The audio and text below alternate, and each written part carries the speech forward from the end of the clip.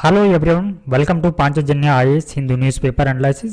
Today we will be discussing the newspaper analysis of 9th September 2024. Now let us look at the topics that today we are going to discuss. Here is the first topic. Statics panel dissolved amid dissent over census. So ಇಲ್ಲಿ ಈ ಜನಗಣತಿ ಅನ್ನುವಂಥದ್ದನ್ನ ಅಥವಾ ಈ census ಅನ್ನುವಂಥದ್ದನ್ನ so ಇಲ್ಲಿ delay ಮಾಡ್ತಾ ಇರುವಂಥದ್ದನ್ನ ಪ್ರಶ್ನೆ ಮಾಡಿರೋದಕ್ಕಾಗಿ ಸೊ ಇಲ್ಲಿ ಸ್ಟ್ಯಾಟಿಕ್ಸ್ ಪ್ಯಾನಲ್ ಅಂತಂದ್ರೆ ಅಂಕಿ ಅಂಶಗಳ ಒಂದು ಸಮಿತಿಯನ್ನು ಏನು ಮಾಡಲಾಗಿದೆ, ಇಲ್ಲಿ ವಿಸರ್ಜನೆಯನ್ನು ಮಾಡಲಾಗಿದೆ. ಸೊ ಈ ಒಂದು ಟಾಪಿಕ್ ನಮಗೆ GS ಪೇಪರ್ 2ನಲ್ಲಿ ಗವರ್ನೆನ್ಸಲ್ಲಿ ಇಂಪಾರ್ಟೆಂಟ್ ಆಗುತ್ತೆ. And the next topic, policy paralysis of weekend of public health sector. So ಇದು ನಮಗೆ ಈ ಪಬ್ಲಿಕ್ ಹೆಲ್ತ್ ಸೆಕ್ಟರ್ ಅಂದರೆ ಸಾರ್ವಜನಿಕ ಒಂದು ಆರೋಗ್ಯ ವಲಯ ಅನ್ನುವಂಥದ್ದು ವೀಕನ್ ಆಗಲಿಕ್ಕೆ ಯಾವ ರೀತಿಯಲ್ಲಿ ನೀತಿಗಳಲ್ಲಿ ಕೊರತೆಗಳು ಅಥವಾ ನೀತಿಗಳಲ್ಲಿ ಅವುಗಳನ್ನು ಯಾವ ರೀತಿಯಲ್ಲಿ ಇಫೆಕ್ಟಿವ್ ಆಗಿ ಪರಿಣಾಮಕಾರಿಯಾಗಿ ಅವುಗಳನ್ನ ಅನುಷ್ಠಾನ ಮಾಡೋದರಲ್ಲಿ ಯಾವ ರೀತಿ ಸಮಸ್ಯೆಗಳಾಗ್ತಾ ಇದೆ ಅಂತ ಹೇಳಿ ಸೊ ಈ ಒಂದು ಆರ್ಟಿಕಲಲ್ಲಿ ನಾವು ಡಿಸ್ಕಸ್ನ ಮಾಡಲಿದ್ದೀವಿ.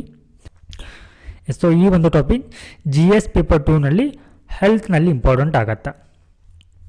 And the next topic, Ukraine keen on India joining the Swiss peace process says NY. So ಇಲ್ಲಿ NY ಅಂತಂದರೆ ಅಂಬಾಸಿಡರ್ ಅಥವಾ ರಾಯಭಾರಿ ಅಂತ ಕರಿತೀವಿ. ಸೊ ಈ ರಷ್ಯಾ ಮತ್ತು ಯುಕ್ರೇನ್ ಒಂದು ಶಾಂತಿ ಒಂದು ವಿಚಾರದಲ್ಲಿ ಭಾರತ ಅನ್ನುವಂಥದ್ದು ಪ್ರಮುಖ ಪಾತ್ರವನ್ನು ವಹಿಸಲಿದೆ. ಸೊ ಆ ಅಗ್ರಿಮೆಂಟ್ ಹೆಸರು ಏನಂತಂದರೆ ಇಲ್ಲಿ ಸ್ವಿಸ್ ಪೀಸ್ ಅಗ್ರಿಮೆಂಟ್ ಅಂತ ಹೇಳಿ. ಸೊ ಇದರಲ್ಲಿ ಭಾರತ ಪ್ರಮುಖ ಪಾತ್ರ ವಹಿಸಲಿದೆ ಅಂತ ಹೇಳಿ ಸೊ ಇಲ್ಲಿ ಏನು ಈ ರಷ್ಯಾದ ರಾಯಭಾರಿ ಹೇಳಿದ್ದಾರೆ. ಸೊ ಈ ಒಂದು ಟಾಪಿಕ್ GS ಪೇಪರ್ 2ನಲ್ಲಿ ನಮಗೆ ಇಂಟರ್ನ್ಯಾಷನಲ್ ರಿಲೇಷನಲ್ಲಿ ಇಂಪಾರ್ಟೆಂಟ್ ಆಗುತ್ತೆ. And the next topic, on uncommon cyclones in the Arabian sea. So ಇಲ್ಲಿ ಅರೇಬಿಯನ್ ಸಿನಲ್ಲಿ ಆಗ್ತಾ ಇರುವಂಥ ಸೈಕ್ಲೋನ್ಗಳ ಕುರಿತಾಗಿರುವಂಥ ಟಾಪಿಕ್ ಇದು. So it is important from GS paper 3 under environment and ecology as well as so GS paper 1ನಲ್ಲಿ ನಾವು ಇದನ್ನು ಈ ಒಂದು ಟಾಪಿಕನ್ನು ಸೈಕ್ಲೋನ್ಸ್ ಕುರಿತಾಗಿ ಸೊ ಇದನ್ನು ಜಿಯೋಗ್ರಫಿಗೂ ಕೂಡ ಕನೆಕ್ಟನ್ನು ಮಾಡ್ಬೋದು. So next topic, how changes in the level of Arctic Sea ice can change monsoon patterns in India.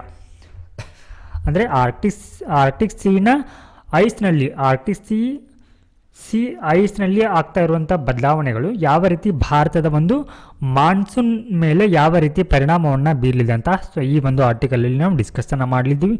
So ಈ ಒಂದು ಟಾಪಿಕ್ ಕೂಡ ನಮಗೆ GS paper 3 as well as GS paper 1ನಲ್ಲಿ environment and ecology as well as ಜಿಯೋಗ್ರಫಿನಲ್ಲಿ ಈ ಒಂದು topic ನಮಗೆ important ಆಗುತ್ತೆ.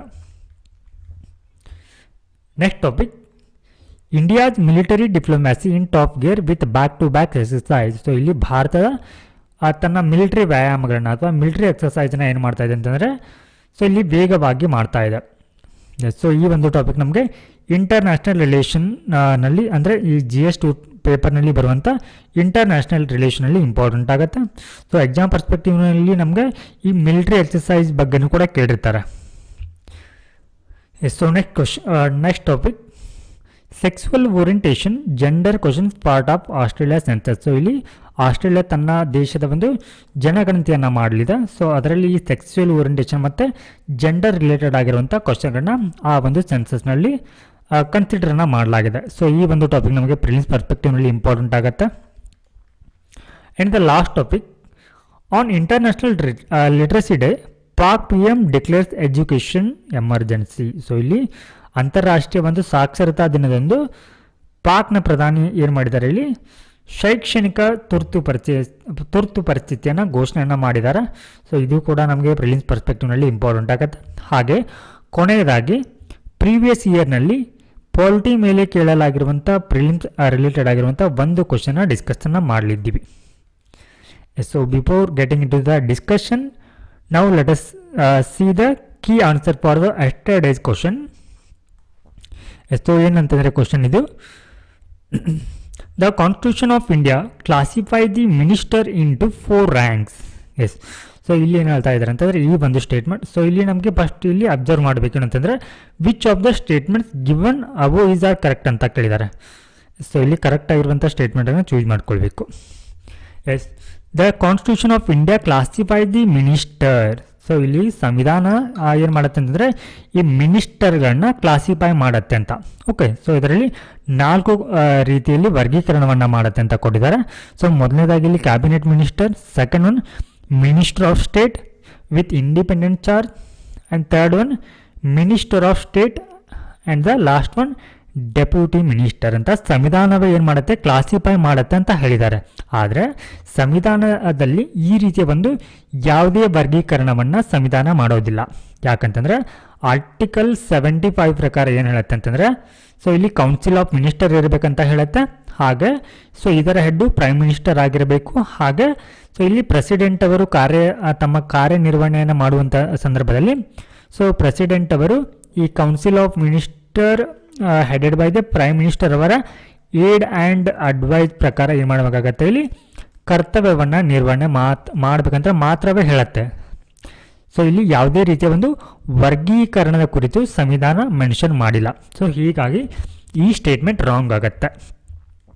And the second statement, the total number of minister in the union government including the prime minister shall not exceed 15% of the total number of the members in the Lok Sabha. ಅಂದರೆ so ಏನು ಈ total ಅಂದರೆ ಲೋಕಸಭೆಯ strength ಎಷ್ಟಿದೆ, ಇಲ್ಲಿ ಇವಾಗ 543 ಇದೆ. So ಇದರಲ್ಲಿ ಮಿನಿಸ್ಟರ್ಸ್, ಓಕೆ, ಸೊ ಈ ಮಿನಿಸ್ಟರ್ ಅವರ ಒಂದು ಸ್ಟ್ರೆಂತ್ ಅನ್ನುವಂಥದ್ದು ಸೊ ಇಲ್ಲಿ 15%ಗಿಂತ ಜಾಸ್ತಿ ಇರೋಲ್ಲ ಅಂತ ಹೇಳುತ್ತೆ. ಸೊ ಇಲ್ಲಿ ಔಟ್ ಆಫ್ 543 ಇಲ್ಲಿ 15% ಅಂತಂದರೆ ಎಷ್ಟಾಗತ್ತೆ, ಇದು 15/100. ಎಸ್, ಸೊ 543/100 ಅಂತಂದರೆ 5.43 ಆಗುತ್ತೆ. 5.43 × 15 ಅಂತಂದರೆ ಟೋಟಲ್ 81.45 ಅಂದರೆ ಸೊ ಇಲ್ಲಿ ಇದನ್ನು ನಾವು 82 ಅಂತ ತಗೊಳ್ಳೋಣ. ಓಕೆ, ಸೊ ಅಂದರೆ ಟೋಟಲ್ ಮಿನಿಸ್ಟರ್ಗಳ ಸ್ಟ್ರೆಂತ್ ಅನ್ನುವಂಥದ್ದು ನಂಬರಲ್ಲಿ ಹೇಳೋದಾದರೆ 82ಕ್ಕಿಂತ ಜಾಸ್ತಿ ಇರೋ ಹಾಗಿಲ್ಲ ಅಥವಾ 15% ಮೀರೋ ಹಾಗಿಲ್ಲ ಅಂತ ಹೇಳಿ ಏನು ಮಾಡುತ್ತೆ, ಸಂವಿಧಾನದಲ್ಲಿ ಏನು ಮಾಡಲಾಗಿದೆ, ಇದನ್ನು ಮೆನ್ಷನನ್ನು ಮಾಡಲಾಗಿದೆ. ಎಸ್, ಸೊ ಹಾಗೆ ಈ ಲೋಕಸಭೆಯ ಮ್ಯಾಕ್ಸಿಮಮ್ ಸ್ಟ್ರೆಂತ್ ಎಷ್ಟಿರಬೇಕು ಅಂತ ಮೆನ್ಷನ್ ಮಾಡಿದ್ದಾರೆ ಹೊರತು ಲೋಕಸಭೆಯ ಮಿನಿಮಮ್ ಸ್ಟ್ರೆಂತ್ ಎಷ್ಟಿರಬೇಕಂತ ಮೆನ್ಷನ್ ಮಾಡಿಲ್ಲ. ಎಸ್, ಸೊ ಅದೇ ರೀತಿ ಏನಂತಂದರೆ ಈ ಸ್ಟೇಟ್ ಲೆಜಿಸ್ಲೇಟಿವ್ ಅಸೆಂಬ್ಲಿ ಕೂಡ ಬರುತ್ತೆ. ಸೊ ಇಲ್ಲಿ ಕೂಡ ಏನಂತಂದರೆ ಮ್ಯಾಕ್ಸಿಮಮ್ ಸ್ಟ್ರೆಂತ್ ಅನ್ನುವಂಥದ್ದು ಸೊ ಇಲ್ಲಿ ಕೂಡ 15% ಮೀರೋ ಹಾಗಿಲ್ಲ ಅಂತ ಹೇಳುತ್ತೆ. ಹಾಗೆ ಬಟ್ ಇಲ್ಲಿ ಸ್ಟೇಟ್ ಲೆಜಿಸ್ಲೇಟಿವ್ ಅಸೆಂಬ್ಲಿಯಲ್ಲಿ ಮಿನಿಮಮ್ ಸ್ಟ್ರೆಂತನ್ನು ಮಾಡಿದ್ದಾರೆ. ಸೊ ಇಲ್ಲಿ ಮಿನಿಮಮ್ ಸ್ಟ್ರೆಂತ್ ಅನ್ನುವಂಥದ್ದು 12ಕ್ಕಿಂತ ಕಡಿಮೆ ಇರೋ ಹಾಗಿಲ್ಲ ಅಂತ ಹೇಳಿ.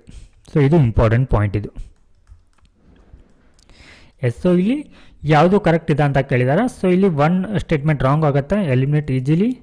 Option A, option C, so ಇಲ್ಲಿ 2 ಕರೆಕ್ಟ್ ಆಗುತ್ತೆ. ಸೊ ಆಪ್ಷನ್ ಡಿ ಎಲಿಮಿನೇಟ್ ಮಾಡಿದರೆ ಆಪ್ಷನ್ ಬಿ ಮಾತ್ರ ಏನಾಗುತ್ತೆ, ಸರಿಯಾದ ಉತ್ತರವಾಗುತ್ತೆ. ಎಸ್, ಸೊ ನಾವು let us see the topics in detail.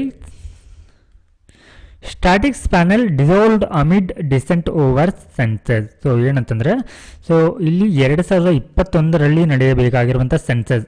So ಇಲ್ಲಿ ಕಳೆದ ಒಂದು ಸೆನ್ಸಸ್ ನಡೆದಿರುವಂಥದ್ದು 2011ರಲ್ಲಿ. ಎಸ್, ಸೊ ಇಲ್ಲಿ ಆ್ಯಸ್ ಪರ್ ದ ಕನ್ವೆನ್ಷನ್ ಏನಂತಂದರೆ ಪ್ರತಿ 10 ವರ್ಷಗಳಿಗೊಮ್ಮೆ ಏನಾಗಬೇಕಿಲ್ಲಿ ಜನಗಣತಿ ಅನ್ನುವಂಥದ್ದು ನಡೀಬೇಕಾಗಿತ್ತು. ಕಾರಣಾಂತರಗಳಿಂದ ಅಂದರೆ ಇಲ್ಲಿ ಕೋವಿಡ್-19 ಕಾರಣದಿಂದಾಗಿ ಸೊ ಇದು ಸ್ವಲ್ಪ ಡಿಲೇ ಆಗಿದೆ.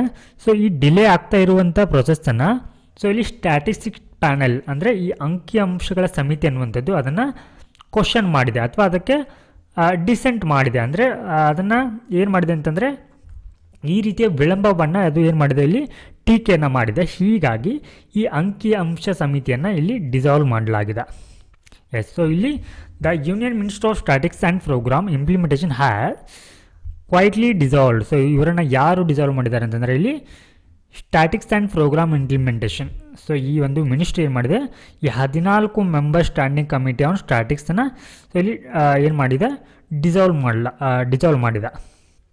ಎಸ್, ಸೊ ಇಲ್ಲಿ ಈ ರೀತಿಯ ಒಂದು ಡಿಸಾಲ್ವ್ ಮಾಡೋದ್ರಿಂದ ಇದು ಡೇಟಾ ಇಂಟಿಗ್ರಿಟಿ ಅಂದರೆ ಅಂಕಿಅಂಶಗಳ ಒಂದು ಸಮಗ್ರತೆಯ ಕುರಿತು ಯಾವ ರೀತಿ ಪರಿಣಾಮವನ್ನು ಬೀರಲಿದೆ ಅಂತ. The dissolution of the SCOS may compromise the integrity of statistical methodology crucial for the census. So ಇಲ್ಲಿ ಈ ರೀತಿ ಡಿಸಾಲ್ವ್ ಮಾಡೋದ್ರಿಂದ ಇಲ್ಲಿ ನಮಗೆ ಮೊದಲನೇದಾಗಿ ಅಂಕಿಅಂಶಗಳು ಬೇಕಾಗುತ್ತೆ. ಜನಗಣತಿಯನ್ನು ಮಾಡುವಂಥ ಸಂದರ್ಭದಲ್ಲಿ ಈ ಹಿಂದಿನ ಅಂಕಿಅಂಶಗಳು ಕೂಡ ಇಲ್ಲಿ ಇಂಪಾರ್ಟೆಂಟ್ ಆಗಿರುತ್ತೆ. ಬಟ್ ಈ ರೀತಿ ಜನಗಣತಿ ನಡೆಯುವಂಥ ಸಂದರ್ಭದಲ್ಲಿ ಈ ಇಂಪಾರ್ಟೆಂಟ್ ಸ್ಟ್ಯಾಟಿಸ್ಟಿಕಲ್ ಪ್ಯಾನಲನ್ನು ನಾವು ಡಿಸಾಲ್ವ್ ಮಾಡೋದ್ರಿಂದ ಏನಾಗುತ್ತೆ, ಈ ಅಂಕಿ ಅಂಶಗಳು ಏನಾಗುತ್ತೆ ಇದರ ಮೇಲೆ ಪರಿಣಾಮವನ್ನು ಬೀರುತ್ತೆ. ಹಾಗೆ ಸೊ ಅದರ ಮೇಲಿನ ಒಂದು ಸಾರ್ವಜನಿಕ ನಂಬಿಕೆ ಅನ್ನುವಂಥದ್ದು ಏನಾಗುತ್ತೆ ಇಲ್ಲಿ ಅದರ ಮೇಲೆ ಕೂಡ ಪರಿಣಾಮವನ್ನು ಬೀರುತ್ತೆ. ಹಾಗೆ ಪೊಲಿಟಿಕಲ್ ಇಂಪ್ಲಿಕೇಶನ್, ಸೊ ಈ ರೀತಿಯ ಒಂದು ವಿಸರ್ಜನೆ ಅನ್ನುವಂಥದ್ದು ರಾಜಕೀಯವಾಗಿ ಯಾವ ರೀತಿ ಪರಿಣಾಮವನ್ನು ಬೀರುತ್ತೆ ಅಂದರೆ, the decision reflects potential political pressure and conflicts within the government regarding the timing and execution of the census. Yes, so ಇಲ್ಲಿ ಏನಂತಂದರೆ, ಸೊ ಇದು ರಾಜಕೀಯದಲ್ಲೂ ಕೂಡ ಏನಾಗುತ್ತೆ ಅಂದರೆ ಒಂದಿಷ್ಟು ಒತ್ತಡಗಳನ್ನ ಹಾಕತ್ತೆ. ಎಸ್, ಹಾಗೆ ಏನಂತಂದರೆ ಈ ನಡೀಬೇಕಾಗಿರುವಂಥ ಸೆನ್ಸಸ್ನ ಇಲ್ಲಿ ಫರ್ದರ್ ಡಿಲೇ ಮಾಡ್ತಾ ಹೋದರೆ ಏನಾಗುತ್ತೆ, ಇದು ಮತ್ತಷ್ಟು ಸಂಘರ್ಷಣಕ್ಕೆ ಕಾರಣವಾಗುತ್ತೆ. ಹಾಗೆ communication gaps, so lack of transparency in disbanding the SCOs raises concern about the decision making process in the government body. Yes, so ಇವಾಗ ಏನಂತಂದರೆ ಜಸ್ಟ್ ಡಿಲೇ ಆಗ್ತಾ ಇರುವಂಥದ್ದನ್ನು ಕ್ವಶನ್ ಮಾಡಿರುವ ಕಾರಣಕ್ಕಾಗಿ ಏನಂತಂದರೆ, ಸೊ ಇವುಗಳನ್ನ ಡಿಸ್ಬ್ಯಾಂಡ್ ಮಾಡಿರುವಂಥದ್ದು ಏನಾಗುತ್ತೆ ಅಂದರೆ ರಾಜಕೀಯ ಒಂದು ಸಂಸ್ಥೆಗಳಲ್ಲಿ ಈ ಡಿಸಿಷನ್ ಮೇಕಿಂಗ್ ಒಂದು ಪ್ರೊಸೆಸ್ಗಳ ಮೇಲೆ ಏನಾಗುತ್ತೆ ಅದು ಅನುಮಾನವನ್ನು ಹುಟ್ಟಾಕತ್ತೆ ಅಥವಾ ಕನ್ಸರ್ನ್ನ ರೈಸನ್ನು ಮಾಡುತ್ತೆ. ಎಸ್, ಸೊ ಇವಾಗ ಈ ಎಕ್ಸಾಮ್ ಪ್ರಿಲಿಮ್ಸ್ ಪರ್ಸ್ಪೆಕ್ಟಿವ್ನಲ್ಲಿ ನಾವು ಸ್ಟ್ಯಾಂಡಿಂಗ್ ಕಮಿಟಿ ಆನ್ ಸ್ಟ್ಯಾಟಿಕ್ಸ್ ಬಗ್ಗೆ ತಿಳ್ಕೊಳ್ಬೇಕು. ಇವಾಗ ಇದನ್ನು ಏನು ಮಾಡಿದ್ದಾರೆ ಅಂತಂದರೆ ಡಿಸ್ಬ್ಯಾಂಡ್ ಮಾಡಿದ್ದಾರೆ ಅಥವಾ ಡಿಸಾಲ್ವ್ನ ಮಾಡಿದ್ದಾರೆ. The SCO will provide a new internal oversight mechanism for official data revamping SCS setup in 2019. Yes, so ಇದೇನು ಮಾಡತ್ತಂದ್ರೆ, ಸೊ ಈ ಜನಗಣತಿಯ ಕುರಿತು ಇಂಪಾರ್ಟೆಂಟ್ ಡೇಟಾವನ್ನು ಸಂಗ್ರಹವನ್ನು ಮಾಡುತ್ತೆ data. Yes, so the government assumes signifies amid sharp critics of India's statistical machinery by members of the Economic Advisory Council to the PM. So ಈ ಜನಗಣತಿ ನಡೆಯುವಂಥ ಹೊತ್ತಿನಲ್ಲಿ ಏನಂತಂದರೆ, ಸೊ ಈ ರೀತಿಯ ಒಂದು ಸಂಸ್ಥೆಗಳನ್ನ ಡಿಸ್ಬ್ಯಾಂಡ್ ಮಾಡುವಂಥದ್ದು ಏನಾಗುತ್ತೆ ಅಂದರೆ ತುಂಬ ಮಹತ್ವವನ್ನು ಪಡೆದುಕೊಳ್ಳುತ್ತೆ. ಸೊ ನಾವು let us look at the next topic, policy paralysis a weakened public health sector. So ಈ ಒಂದು ಟಾಪಿಕ್ ಇಲ್ಲಿ ಈ ಪಬ್ಲಿಕ್ ಹೆಲ್ತ್ ಸೆಕ್ಟರ್ನಲ್ಲಿ ಇರುವಂತಹ ಲೋಪದೋಷಗಳ ಕುರಿತಾಗಿರುವಂಥ ಟಾಪಿಕ್ ಇದು. ಸೊ ಯಾವೆಲ್ಲ ರೀತಿಯ ಒಂದು ನೀತಿಗಳಲ್ಲಿ ಲೂಪ್ ಹೋಲ್ಗಳಿವೆ ಅಂತ ನೋಡೋಣ. ಸೊ ಈ ಒಂದು ಟಾಪಿಕ್ ನಮಗೆ GS ಪೇಪರ್ 2ನಲ್ಲಿ governance as well as health ಟಾಪಿಕ್ನಲ್ಲಿ ಇಂಪಾರ್ಟೆಂಟ್ ಆಗುತ್ತೆ. Public health needs, so public health needs vary across social ಇನ್ಸ್ಟಾ. ಸೊ ಇಲ್ಲಿ ಈ ಆರೋಗ್ಯ ವ್ಯವಸ್ಥೆ ಅನ್ನುವಂಥದ್ದು ಹಲವಾರು ಹಂತಗಳಲ್ಲಿ ಬೇರೆ ಬೇರೆ ರೀತಿ ಇದೆ. So including felt needs. So felt needs ಅಂತಂದರೆ based on lived experience. So ಇಲ್ಲಿ ಯಾವ ರೀತಿಯೂ ಜೀವನದಲ್ಲಿ ಅನುಭವವನ್ನು ಪಡ್ಕೊಂಡಿರ್ತೀವಲ್ಲ ಅದರ ಮೇಲೆ ನಮಗೆ ಅಗತ್ಯಗಳನ್ನ ಅಂದರೆ ಆರೋಗ್ಯದ ಅಗತ್ಯಗಳನ್ನ ಇದು ಹೇಳುತ್ತೆ. ಹಾಗೆ ಪ್ರೊಜೆಕ್ಟೆಡ್ ನೀಡ್ಸ್, ಸೊ ಇಲ್ಲಿ assessed by the experts. So ಇಲ್ಲಿ ತಜ್ಞರ ಒಂದು ಸಲಹೆ ಮೇರೆಗೆ ಏನು ಮಾಡಲಾಗತ್ತೆ, ಕೆಲವೊಂದಿಷ್ಟು ಆರೋಗ್ಯ ಸುಧಾರಣೆಗಳನ್ನ ಅಥವಾ ಅಗತ್ಯಗಳನ್ನ ಇಲ್ಲಿ ಪೂರೈಸಲಾಗತ್ತೆ. ಸೊ ಇತ್ತೀಚೆಗೆ ಸೊ ಈ ಒಂದು ಅಂದರೆ 2024 ಮತ್ತು 2025ರ ಒಂದು ಬಜೆಟನ್ನು ಮಂಡನೆ ಆಗಿತ್ತಲ್ವ, ಆ ಒಂದು ಸಂದರ್ಭದಲ್ಲಿ ಈ ಬಜೆಟ್ನಲ್ಲಿ ಆರೋಗ್ಯ ವಲಯಕ್ಕೆ ಏನು ಮಾಡಲಾಗಿರುತ್ತೆ, ತುಂಬ ಕಡಿಮೆ ಅನುದಾನವನ್ನು ನೀಡಲಾಗುತ್ತೆ. ಸೊ ಹೀಗಾಗಿ ಈ ಒಂದು ಬಜೆಟನ್ನು ಕ್ರಿಟಿಕೈಸ್ ಮಾಡಲಾಗುತ್ತೆ, ಅಂದರೆ ಟೀಕೆಯನ್ನು ಮಾಡಲಾಗಿದೆ. ಎಸ್, ಸೊ ಇಲ್ಲಿ ಈ ಭಾರತೀಯ ಒಂದು ಸಾರ್ವಜನಿಕ ಆರೋಗ್ಯ ವ್ಯವಸ್ಥೆಯನ್ನು ಅಥವಾ ಅಗತ್ಯತೆಯನ್ನು ಸೊ ಇಲ್ಲಿ 3 ರೀತಿ ವರ್ಗೀಕರಣವನ್ನು ಮಾಡ್ತಾರೆ. ಸೊ ಮೊದಲನೇದಾಗಿ